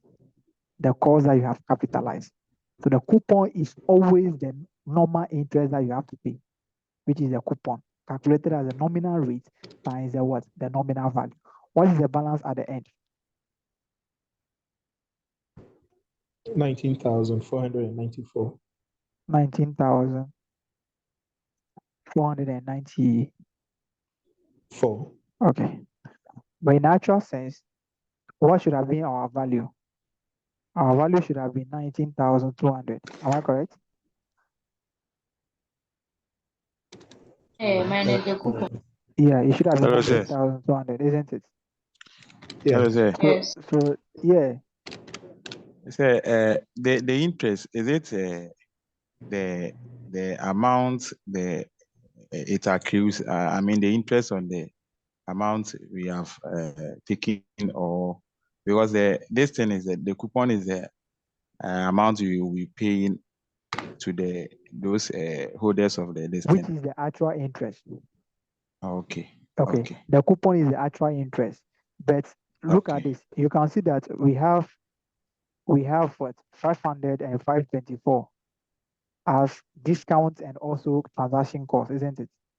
Yes, sir. Okay. This should have been 1024, which should be amortized over 5 years, isn't it? 5 years. Yes, Okay. sir. But the question is, if you amortize this over 5 years, what will be the expense every year? Let's calculate that. To be 20. 04.8. 0.1.8, isn't it? This is the cost, isn't it? Okay. Yes, sir. So if you come here, if you come to these amounts, we didn't amortize the what? We didn't amortize these costs. We didn't amortize them, isn't it? We didn't amortize them. We subtract it from what? From the liability. Okay.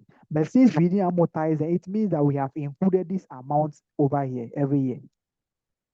Oh, okay. So the question is, what interest rate that we are going to get, so that if we calculate it on this amount now, this net amount, it will give us the normal interest that we should have paid and amortization to cover this cost every year. So included in this, we have 800, which is the normal interest. But the remaining one relates to what? The amortization that we should have done. Okay, sir. All right. So this one is not the actual interest that you are paying. It is the actual interest plus the amortization. Okay. Okay, sir. Are you okay Thank now? you. All Yes, right. sir. All right. So this is year 1. I will leave it for you to do year 4. But if you do it up to year 5, you will see 21,000 at the end. You will see 21,000 at the end. It should have been 20,000. You should have paid 20,000, but you will be getting 21,000 at the end. You are getting 21,000 at the end because the question says that it will be redeemed. Okay, you will get 22,000 because the question says that it will be redeemed at a premium of what? 10%. So at the time that you are going to pay the money to the people, you are going to pay 10% on top. That is what they are saying. Issue at a premium is different from to be redeemed at a premium. If you are going to redeem at a premium, it is when you are going to pay. Then you pay that amount in excess, and the premium will always be covered under this. if you do everything nicely up to the last year, you see that after adding your interest and then the balance at the beginning, subtract your coupon from it, you'll be getting 22,000. And that will be the actual amount should have been 20,000. Then the 2,000 is the what is the premium payment, is the premium payment. So that's what they are saying. But if they say it is issued as a premium, that is why you'll be adding. But this one you are going to redeem, so it is at the end. So the person who asks about the premium, this is how we go about the words, the premium. Hey, are we going to finish today? Okay. Let me see. Let's come to what we call. So are we okay with the financial liability? If you are going to see questions, to be at amortized cost. So I hope you are okay with that. Hello, sir. Yes, yeah. So the financial liability, with regard to a financial asset, to when we initially recognize that this, are you also going to do the amortized schedule, or It depends on how the asset is being classified. Financial okay. assets can be through debt or equity. You can decide to invest in a debt instrument, or you can decide to invest in equity instruments. But Okay. among this, two of them will be carried at amortized cost if it is a debt instrument. So we are going to look at it maybe today or tomorrow. I don't know, but I'm not sure. So maybe I can reserve the financial. Let's do compound instrument today, so that I can reserve the financial asset and impairment of financial assets, which you will not see mostly when you are doing financial. Not everyone that normally teach this one, but you can see it in the exam. Okay, Gina. Yes, sir. So far you've shown us the that of the non-current liability. So I want to ask, with the current liability, do you have a subsequent measurement? No. The subsequent measurement is only fair value. You compare the fair value at the beginning and at the end. If there's any gain, profit or loss, that is the subsequent measurement. Thank you, sir. So we don't do anything like amortizing for them. Are you okay? Thank you. Yes, sir. Okay, you're welcome. Let's come to, I don't think we can finish today, but don't worry. Financial instruments, whether you go to heaven and come back, you'll see it there. So don't worry. You'll be very fine. Let's come to, should I do financial assets and do compound instruments, and someone should make the decision. Should we do the compound instruments, or we should do financial assets in addition to this? Yeah, I think Financial asset. yeah, since you have done the liability. Okay, so let's do the financial assets today. Then we do compound instruments maybe tomorrow, and the impairment of financial assets. Okay, let's come to financial assets. Okay, the financial assets over here is we are doing this. You see what we have done first is in the books of the seller. The financial liability is in the books of the seller. So what we have done over here, it is in the book of the seller. But the asset will be in the books of the buyer. So if you bought the equity of the company, it means that you have a money with them. That is an asset.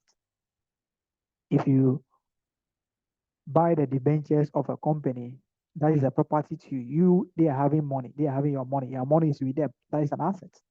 So if you talk about financial assets can be investment in other entities' instruments, or it can be a situation where you have rendered a service to an entity promised to pay you back with an instrument, with a financial instrument.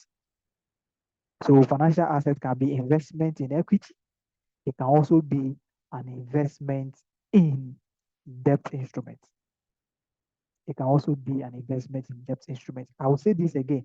Preference shares are treated as a debt instrument. They are not treated as what? Equity instruments.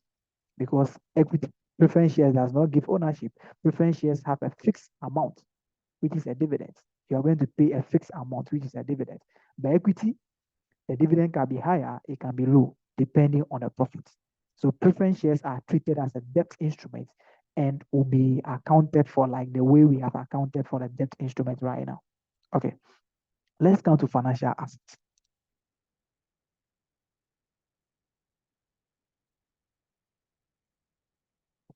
What we have to know is that financial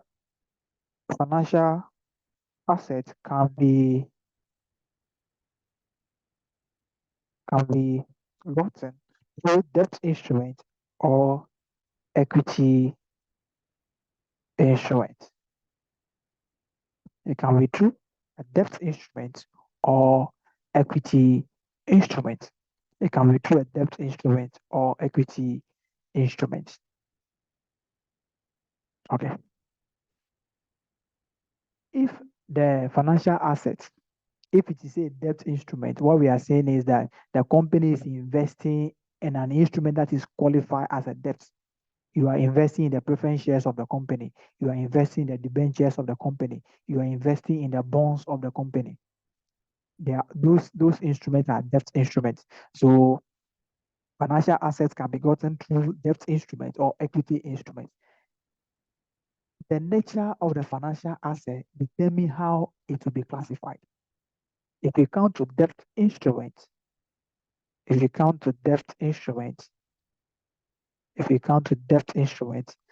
asset, if you count to debt instruments, the asset will be classified in 3 ways. And you have to pay attention to this. The first one is through profit or loss. The first one is through profit or loss.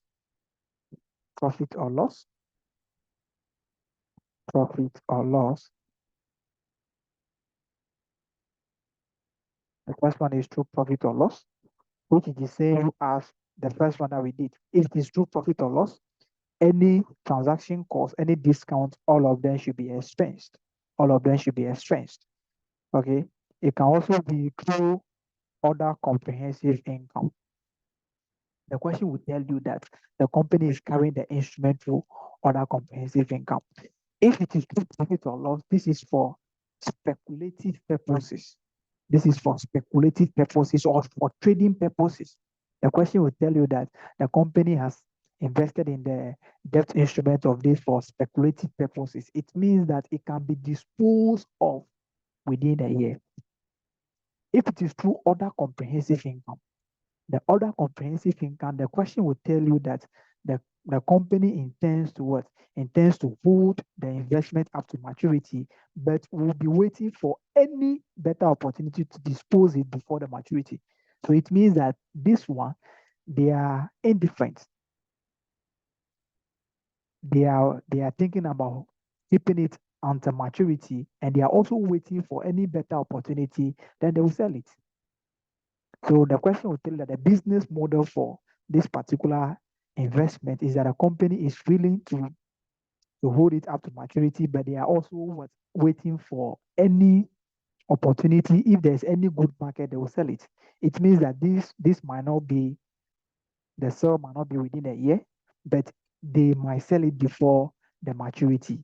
So in this case, this will be what we do is that this is fair value.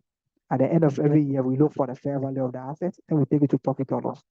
This one will be carried through amortized cost, all right. But what we do is that at the end of every year, we compare the fair value of the asset. We look for the fair value. If there's any fair value gain, we send it to other comprehensive income. So this will be carried at amortized cost, all right. But at the end of the year, we look for the fair value of the asset and compare it. If there's any increase or reduction, that will be sent to other comprehensive income. And in this case, since it is carried at amortized cost, we assume that the company is willing to keep it. If there's no opportunity to sell it, it means that they are going to keep it. So what we do is that we amortize the transaction cost and also the discounts. We amortize them. So we amortize all of them. If there's a discount, we amortize it. If there is any transaction cost, we amortize that too. Okay. But the question now is, how do we calculate the effective interest? Let's look at this. Let's assume that the cost of the investment is 20,000. and there was a discount. There was a discount of 1,000.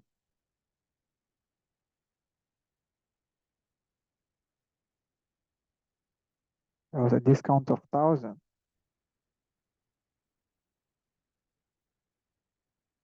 There was a discount of 1,000. And we incur a transaction cost of 2,000. Okay. And the question will give you maybe the nominal rate. The nominal rate is 5%, but the effective interest rate is 10%. Effective interest rate is 10%. Okay. How do we account for this? The question says that it is the business model of the company to hold the cash flow up to maturity or waiting for any better opportunity to sell it. So this would be through other comprehensive income. This would be through other comprehensive income. So what do we do? Any discount and a transaction cost should be capitalized. But the question over here, the discount over here, is it an expense or income? The discount over there, is it an expense or income?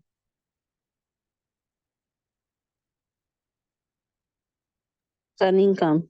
It's an income. Therefore, what are we going to do? What will be the effect on the asset?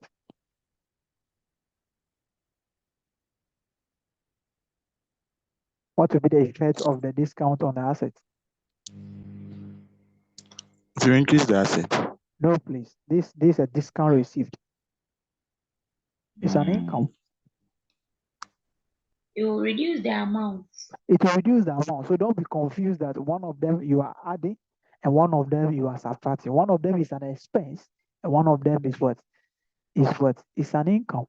This over here is a cost and you are having an income of this. It means that you are going to be having 19,000 because you are netting the income against the cost. Senior Kwame, are you okay with that? Okay. Let's come to the transaction cost. What will be the effect of the transaction cost on the what? On the asset? The transaction cost is an expense. We increase it. It will We increase increase it will increase the value of the asset. Okay.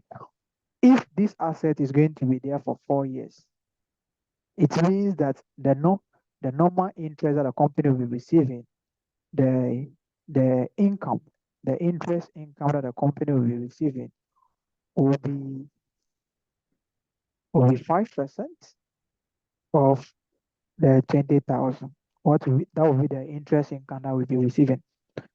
But now the question is, this discount under normal circumstance, this discount should also be amortized over 4 years. So the income every year we take 250.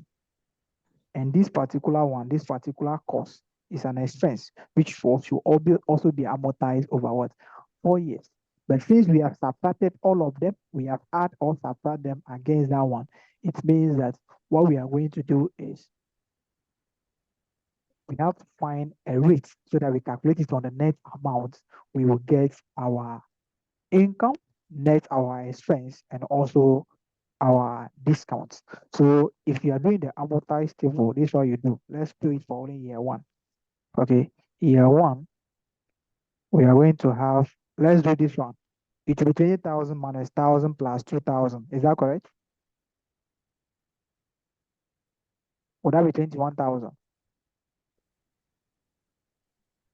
Yes, sir. Yes, sir. Okay. So the effective interest rate is what? 10%. That will be 2,100. Then at the end of the year, how much are we receiving as income, as a coupon? What should have been the actual income that we received? 2,000. Are you sure? 5% of that, would that be 2,000? 1,000. That will be 1,000. Okay. So we receive a coupon of this. So what will be the closing balance now?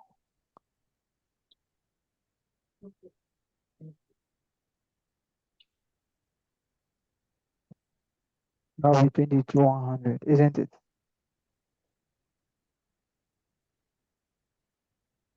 Or that will be 22,100?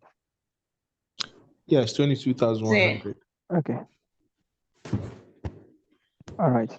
So what will happen is that this is true other comprehensive income. The calculation will still be like this. But at the end of the year, what do? We go and look for fair value of the what? Of the asset. So the question can give you a fair value of 23,000. But the actual value should have been 22,100. They are now telling you that it's 23,000. It means that the value has increased by what? 900. Am I correct? So you can create column over here and put the fair value gain over here, which will be 900. Then you have your 23,000. So the increment will be sent to other comprehensive income. Then if you come to year 2, pay attention to this side. If you come to year 2, you are going to have 23,000 over here. All right. But this 23,000 is including the gain of 900. We didn't take the gain into consideration before what estimating the effective interest rate. We estimate the effective interest rate taking into consideration the actual cost, the discount, and the transaction cost. So the amount that you are going to charge the interest on will be 22,100. The gain should not be part. The gain should not be part. So you are going to charge the interest on 22,100. You don't charge So the if you interest on 23,000. Is it?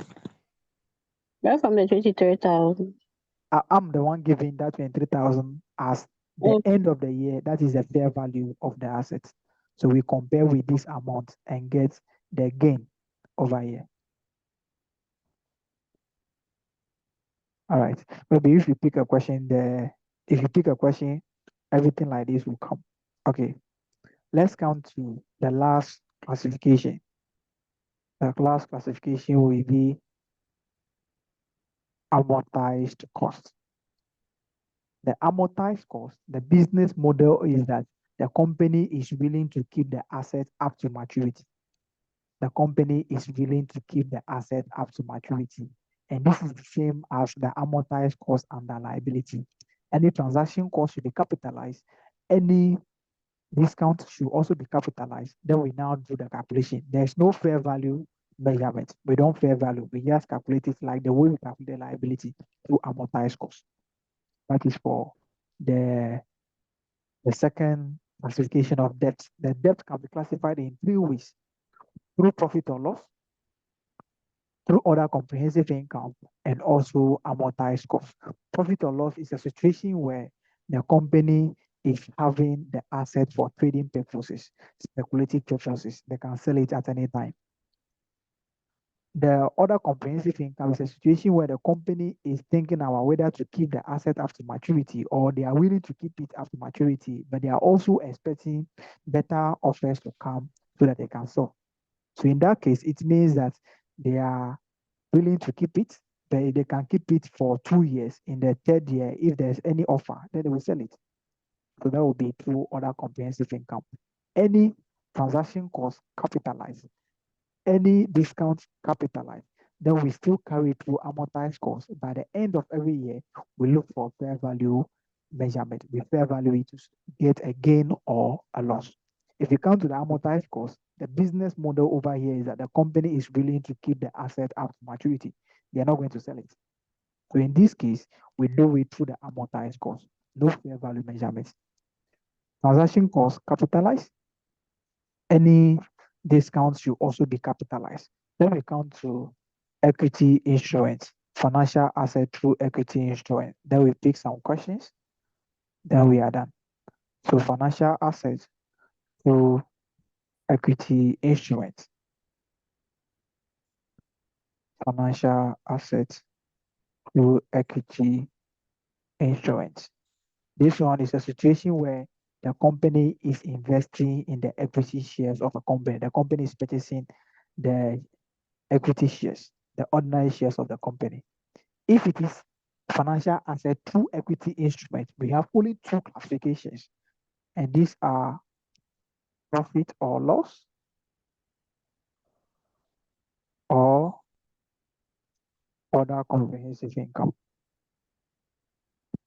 profit or loss or other comprehensive income. So the profit or loss is the same as the debt one. The other comprehensive income is also the same as what the debt one. But we don't have the amortized table for equity. We don't have the amortized table for equity. If the equity is going to be there forever, then that it means that they are part of the owners of the company. So there won't be anything. All right. Let's pick some questions. Let's pick some questions. Then we move on. We move on.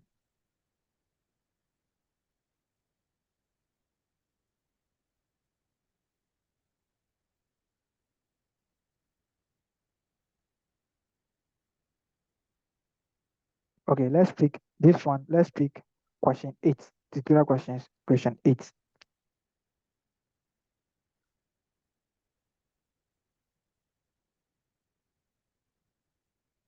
Please, someone can read it. Question 8. Question 8. A company invested 10,000 shares of a listed company in November 2020 at a cost of 4.20 per share. Transaction costs relating to the investment were 1,300. At 31 December, the shares have a market value of 4.90. The shares are held for trading what purposes? The shares are held for trading purposes. Prepare extracts from the statement of profit or loss for the year. This explain how the treatment would differ if there was no plan to sell the shares. So this is financial asset through what? Is it through equity instrument or debt instrument? Debt instrument. Okay. Are you sure? A company It's invested equity. in 10,000 shares. Equity. It's equity. Equity. So if it is equity, the classification is falling to either profit or loss or other comprehensive income. So what is the business model that the company is using? Or how would the True company classify this? It will be true profit or loss, isn't it? Yes, sir. Okay. If it is true profit or loss, we have to determine the initial value. What will be the initial value? Now with 10,000 shares times 4.2. Is that correct?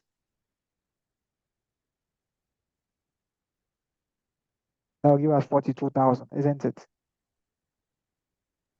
Yes. Okay. The transaction cost. What happens to the transaction cost? Yeah. We will expense it. We expense it. So transaction cost of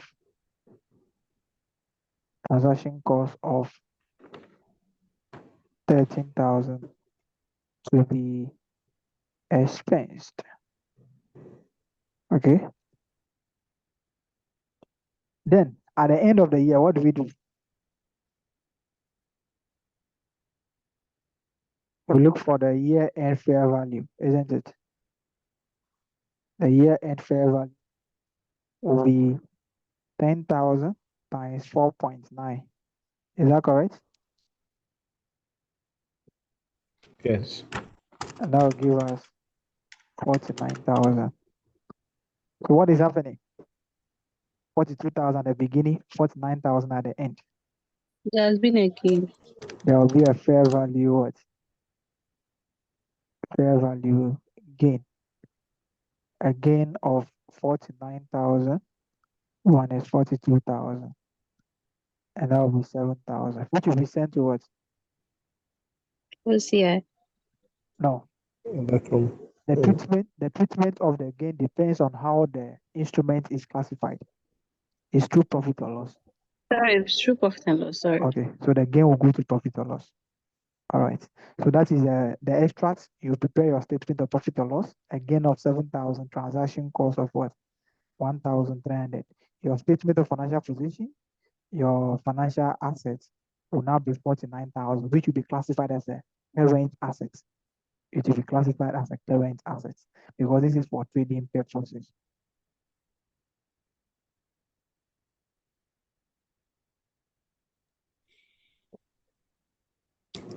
So, senior. Yes, please. Yes, so we and the examination this thing we will present it just as we are seeing it here. No. They say you should prepare extracts. Okay. Okay, so you show the extras. But these are the workings that you do to show the extras. Now we show. Okay. All right. All right. So B, explain how the treatment will differ if there was no plan to sell the shares. If there was no plan to sell the shares, how would the company account for this? You account for it through OCI. OCI, because this is an equity investment. The classification is only Investment. OCI or profit or loss. Okay. Come here. If the question should give you interest rate of 5%, it means that this investment was there for how many months? Okay, they didn't give us a date. They just say in November. So if we assume that is the beginning of November, that will be 2 months, isn't it? So the company will earn a finance income. They are going to pay them a finance income. They are going to pay interest to them for only 2 months. So that will be 0.05 times the 42,000. This will always be calculated on the initial cost times 2/12. That will be shown as a finance income, because whether you are going to sell it or not, if the instrument has been with us for 6 months, it means that you are going to earn interest for 6 months. You are going to earn interest for 6 months. But this one, they haven't given us any interest rates. If you are given an interest rate, you calculate the interest on the amount, whether it is profit or loss or other comprehensive income. You will still enjoy the interest. They will still have the interest for the number of months or for the number of years that the investment has been in the company. Explain how the treatment will differ if there was no plan to sell the shares. The treatment will be through other comprehensive income. If it is through other comprehensive income, how do we account for it? The asset should be measured at cost plus any transaction cost. So this will be 42,000 plus the 1,300. Then we calculate the interest on that particular amount using the effective interest rate. So using the effective interest rate, at the end of the year, we take the coupon payment, which is the actual interest. Then we now fair value the assets. We now fair value the assets. So this, since we are not giving any interest rate over here, it means that we cannot demonstrate how it will be done. But you have to explain how you are going to do it. If there is no plan to sell the asset will be classified through other comprehensive income, where the transaction cost will be capitalized and the asset will be carried at the initial value of 42,000 plus 1,300. Subsequently, this asset will be carried at an amortized cost, which at the end of every year, the value will be compared with the fair value. So if we should have a percentage over here, it means that we have done that. We can do that, know our value at the end. Then we compare with the 49,000 to know the actual gain. But we don't have anything like that. We don't have anything like that. Let me pick a question where I can do calculation. Oh, let's look at question 13.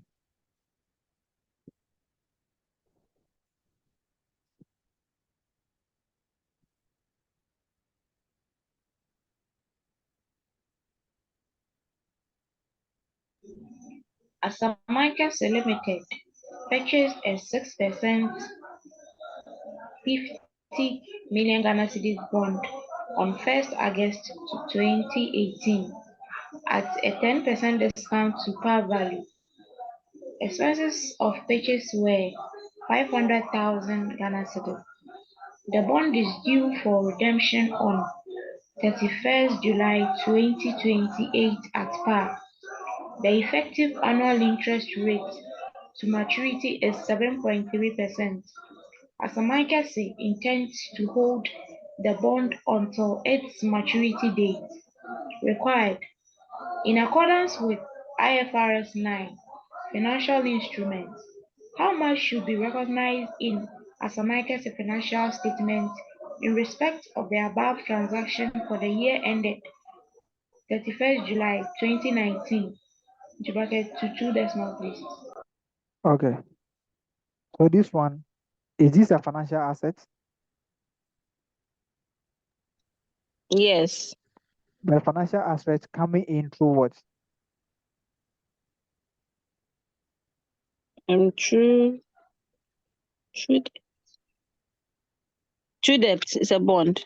Okay. So right now you have to ask yourself, if it is true debt, we have three classifications. Then you now read the question and see which of them are you going to use. If you read, they say, as a market say, intends to hold the bond until its maturity was date. Date. So which of the classification are they going to use? Profit or loss, other comprehensive income, or amortized cost? Amortized cost. Or the way you said it is not with Vim.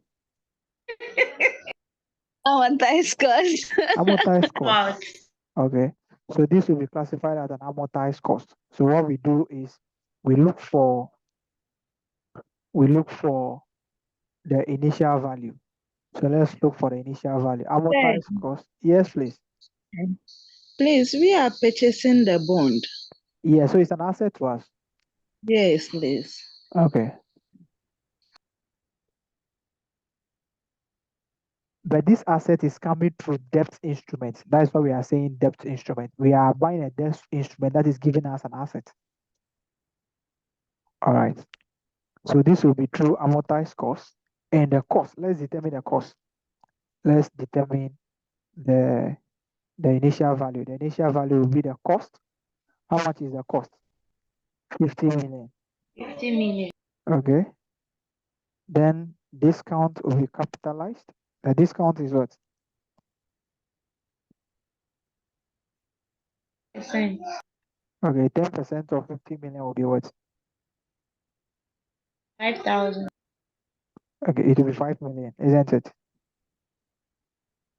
Then we come to transaction cost. How much is the transaction cost?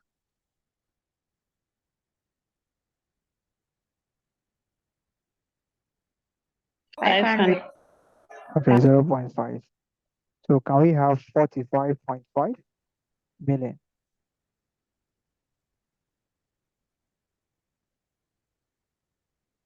Is that correct? Yes, sir. Okay. So the subsequent measurement will be amortized cost. How many years are they asking us to do that?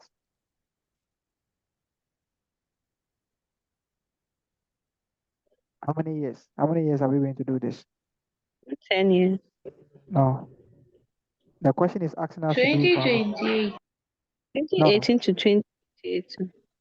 no, it's not the With number 10 of years. years. How many years? The question. How many years are they asking us to do the calculation for? 1 year. 1 year. 1 year. So don't go and do for 10 years. To go, you are answering a question. So look for what the question is asking. The question can ask you to do 2 years. So do only 2 years. So if you count for amortized cost, if it is only 1 year, this is what you are going to do. Okay. You bring your fair value here. Your fair value here, which is the balance at the beginning, 45.5. Then you bring your finance income here because the income will be paid at the end of the year. Your finance income will be what? The effective interest rate, which is 0.073 times 45.5. How much are you getting?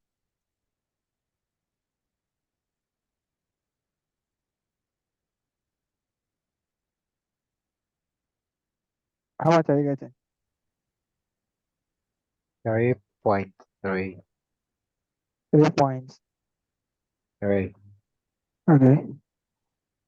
3 points. 2. Then we have our coupon, isn't it? The coupon will be what? What is the coupon?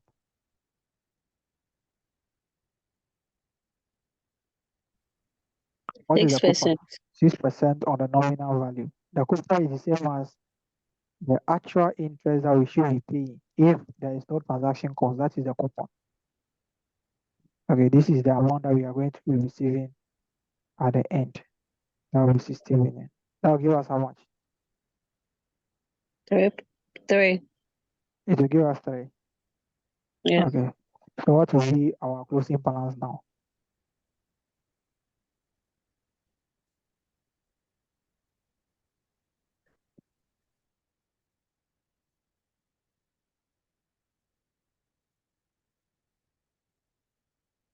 45.82. Okay. So what you do is that if you go to your statement of profit or loss, this is assets. So the money that you'll be receiving will be an income. Profit or loss, we show an income of 3.32.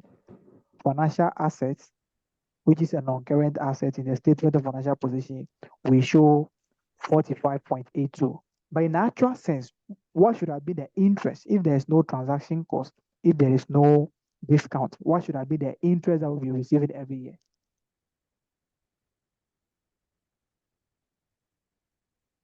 If there is no transaction cost, if there is no discount, what should have been the interest every year? That'll be the 3 million. Okay, but what is the finance income that we are receiving? 3.32. Okay, so we are receiving 0.32 in excess, isn't it? Yeah. Okay, Yes. this 0.32 over here is this one. It's representing this. You see, the discount of 5 million. The discount of 5 million is an income which should have been amortized over 10 years. Am I correct? Mm, It's an income which is relating to the yeah. asset. The asset will be for 10 years. So it means that the discount we have to enjoy it over 10 years. The transaction cost is an expense which should also be sent to profit or loss over 10 years. Over 10 years. So in actual sense, our income will be 4.5 over 10 years. That will give us 0.45. So the 0.32 over here is relating to the income that we should have been sending to the profit or loss every year, which is 0.45. But since we are using effective interest rate, that is why this looks like this. But if you do it for the 10 year, you see that the income that you have sent is up to 4.5, which is covering the discount received. So the finance income is higher because we have the component of the discount receipt, which should have been amortized over 10 years, and that is a 0.32. So if you go to the profit or loss, you can show your actual finance income, then you show discount receipt of 0.32, so that you have your total income of 3.32. Are we okay with that side? All right, let's take additional 2 questions, then I will speak about a situation where government can give you loans or you can take loans from charity. If you are taking a loan from charity or government is giving a loan, the interest rate or the interest that they will give to you will be different from the interest that we should have given to you if you are taking the loan from a different person. How do we account for that?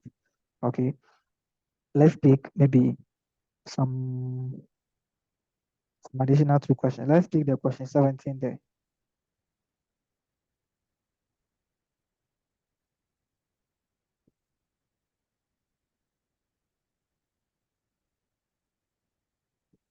Let's take some 2 questions in addition, then we end it here and continue maybe tomorrow or Sunday. But whatever be the case, you hear if it will be tomorrow, because we want to come and finish the hybrid instrument and impairment of financial assets. Let's take the question.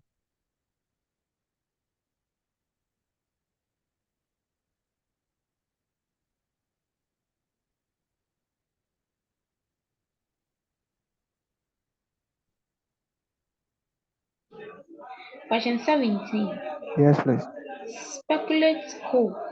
or company is preparing its financial statement for the year ended 30th September 2023. The following issues are relevant. Shareholder A long-term investment in 10,000 of the equity shares of another company. These shares were acquired on 1st October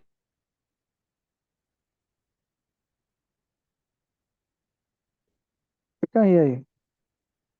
2022 at a cost of at a cost of 3.5 Ghana cedi each, 3 cedis 50 pesos Ghana cedi each. Transaction costs of 1% of the purchase price were incurred. Please, can you hear me? Since my Yes. network is unstable. Yeah, I can hear you. Okay. Transaction costs of 1% of the purchase price were incurred. On 30th September 2023, the fair value of these shares is for all CDs 50 pesos Ghana CD each. Shareholding B, a short-term speculative investment in 2000 of the equity shares of another company.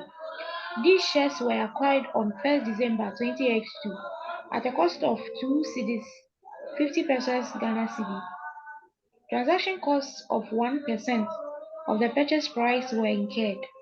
On 30th September 20x3, the fair value of these shares is 3 Ghana CD each. Where possible, speculate company makes an irrevocable election for the fair value movement on financial assets to be reported in other comprehensive income. Required, advise the directors of Speculate Co. of the accounting treatment on the above transaction under IFRS 9. Financial instrument for the year ended 31st December 2018. Thank you. Okay, you're welcome. Okay, so let's take it one by one. The first one is a long-term investment, isn't it? Yeah. If it is a long-term investment, what is this? Is it an investment in assets? The first investment is an investment in equity, isn't it? Yeah. So if it is an investment in equity, how will it be classified? If it's a long term.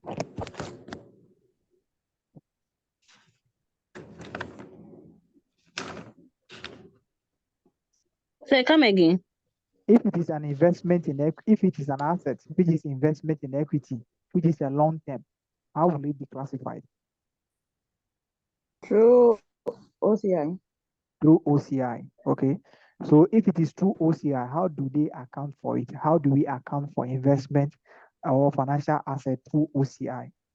What are you going to tell them?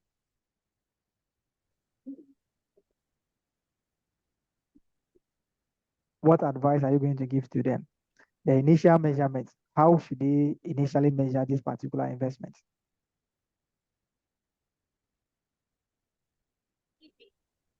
So initially measured at cost less. You don't the transaction cost to be expense. Hey, other comprehensive income.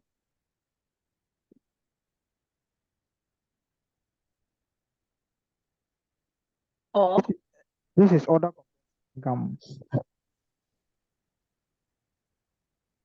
It should be initially measured at cost at the date of the transaction plus any transaction cost or less any discount received.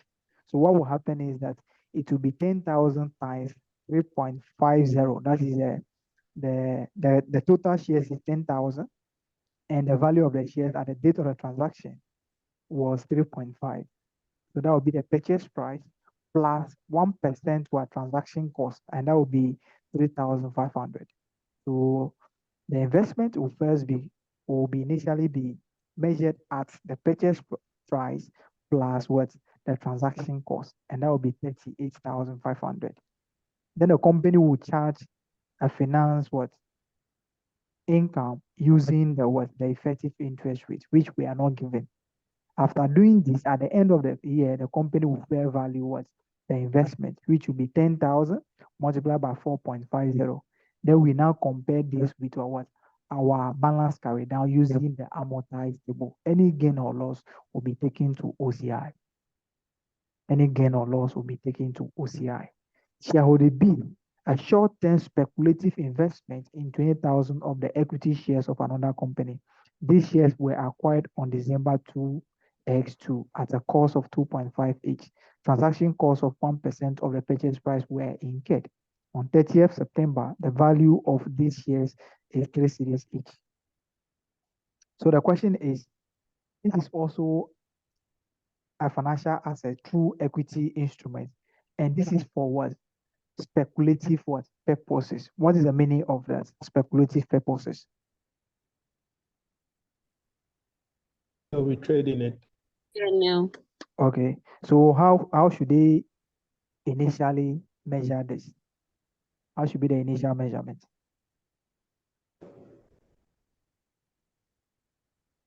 So through P&L, the discount should be expensive.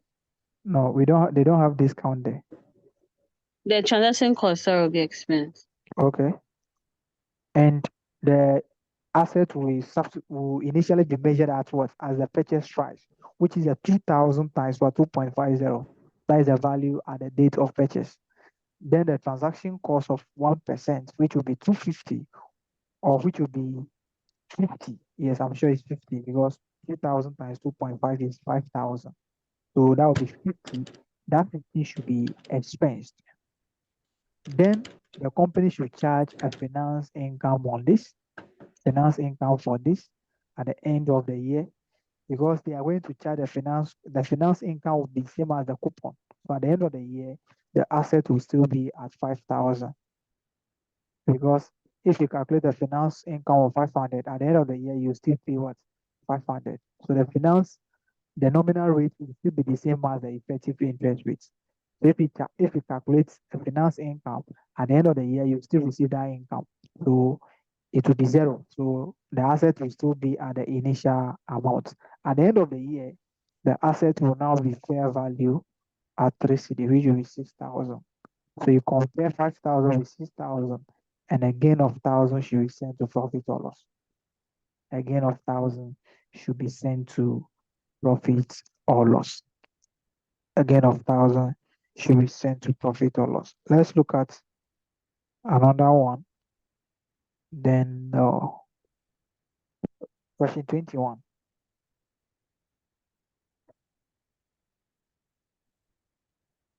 Question 21.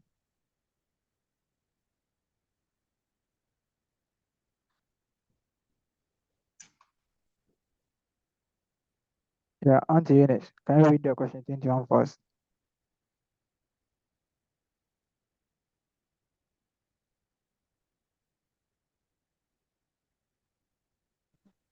Mainly limited is a private Sorry, I'm company. sorry.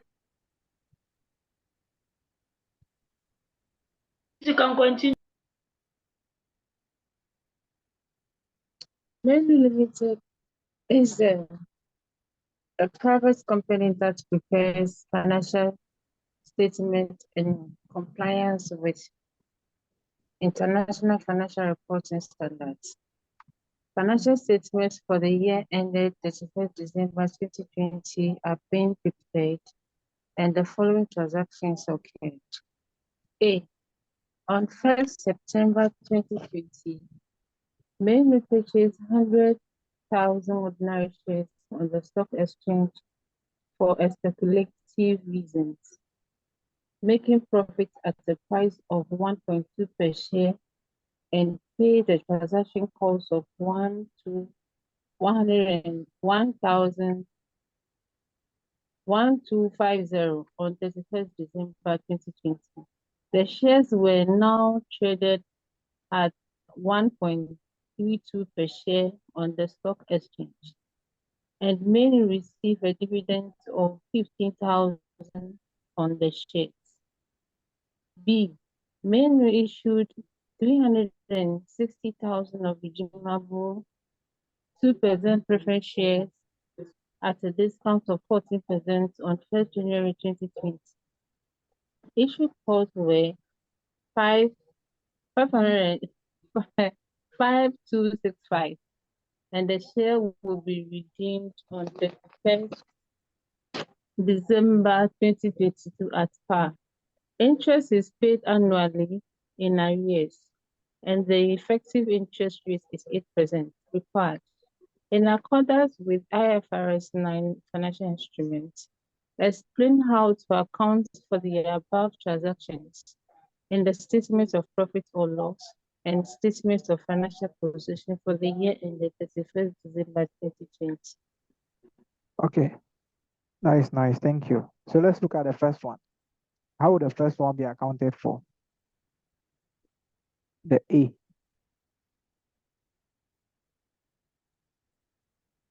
How are we going to account for the A?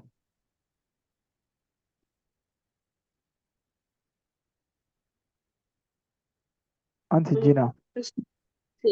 It's speculative, so it will be through P&L. Which type of investment is that? It's a financial asset, equity, true Okay. equity. Okay. So through P&L. So at the date of the transaction, what value would the asset be measured at? What value are we going to measure the asset? At what value? At the initial cost, Which is what? Give it which to is us. Mhm. the 100,000 times the 1 cedi 20 pesos. And that will give us at 120,000. Okay. Then what will happen? Transaction cost. What will happen to the transaction cost?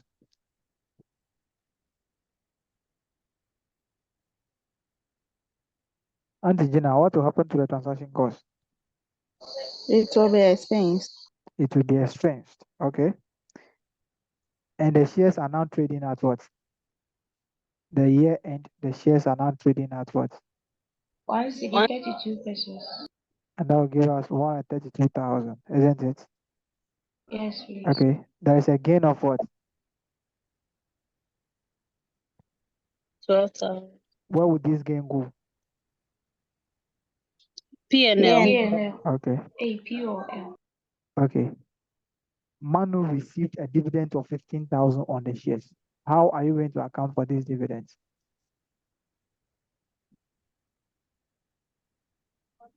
Okay, the dividend is just like the interest income.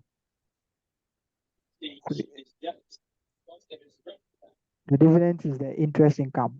I said that the company will receive a normal interest of 500 and they will still receive this in cash. So that will be 12,000. The interest income will be 15,000 and this will still be the same as the coupon. By the end of the year, this will still be 120,000. Then you just compare 132 with this one. That's all. So the dividends is just like the normal interest income on the investments. That is it. It has no effect on the fair value because the effective interest rate is the same as the coupon rate. So you receive that as an income. At the end of the year, they will pay it to you. So it will reduce the amount that you'll be having. So this is how you are going to account for this. Telling them how they should account for it, what they should do with this figure, and what they should do with that figure. That's all. Let's come to the B. The B is what? Is it a financial asset or a liability?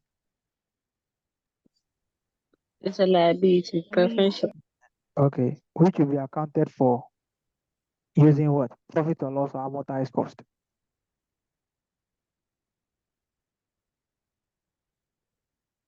Is it going to be profit or loss or amortized cost? Okay. Why are you saying amortized cost?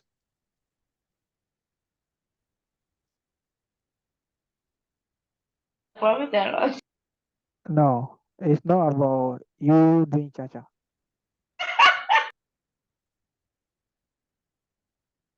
No, how many years will this particular preference shares be with the company?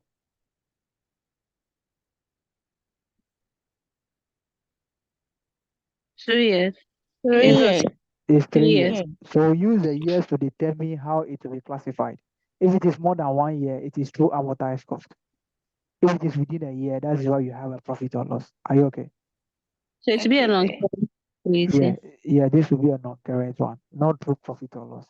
Not through profit or loss. So we use the year to determine how it will be classified. We use the number of years to determine how it will be classified.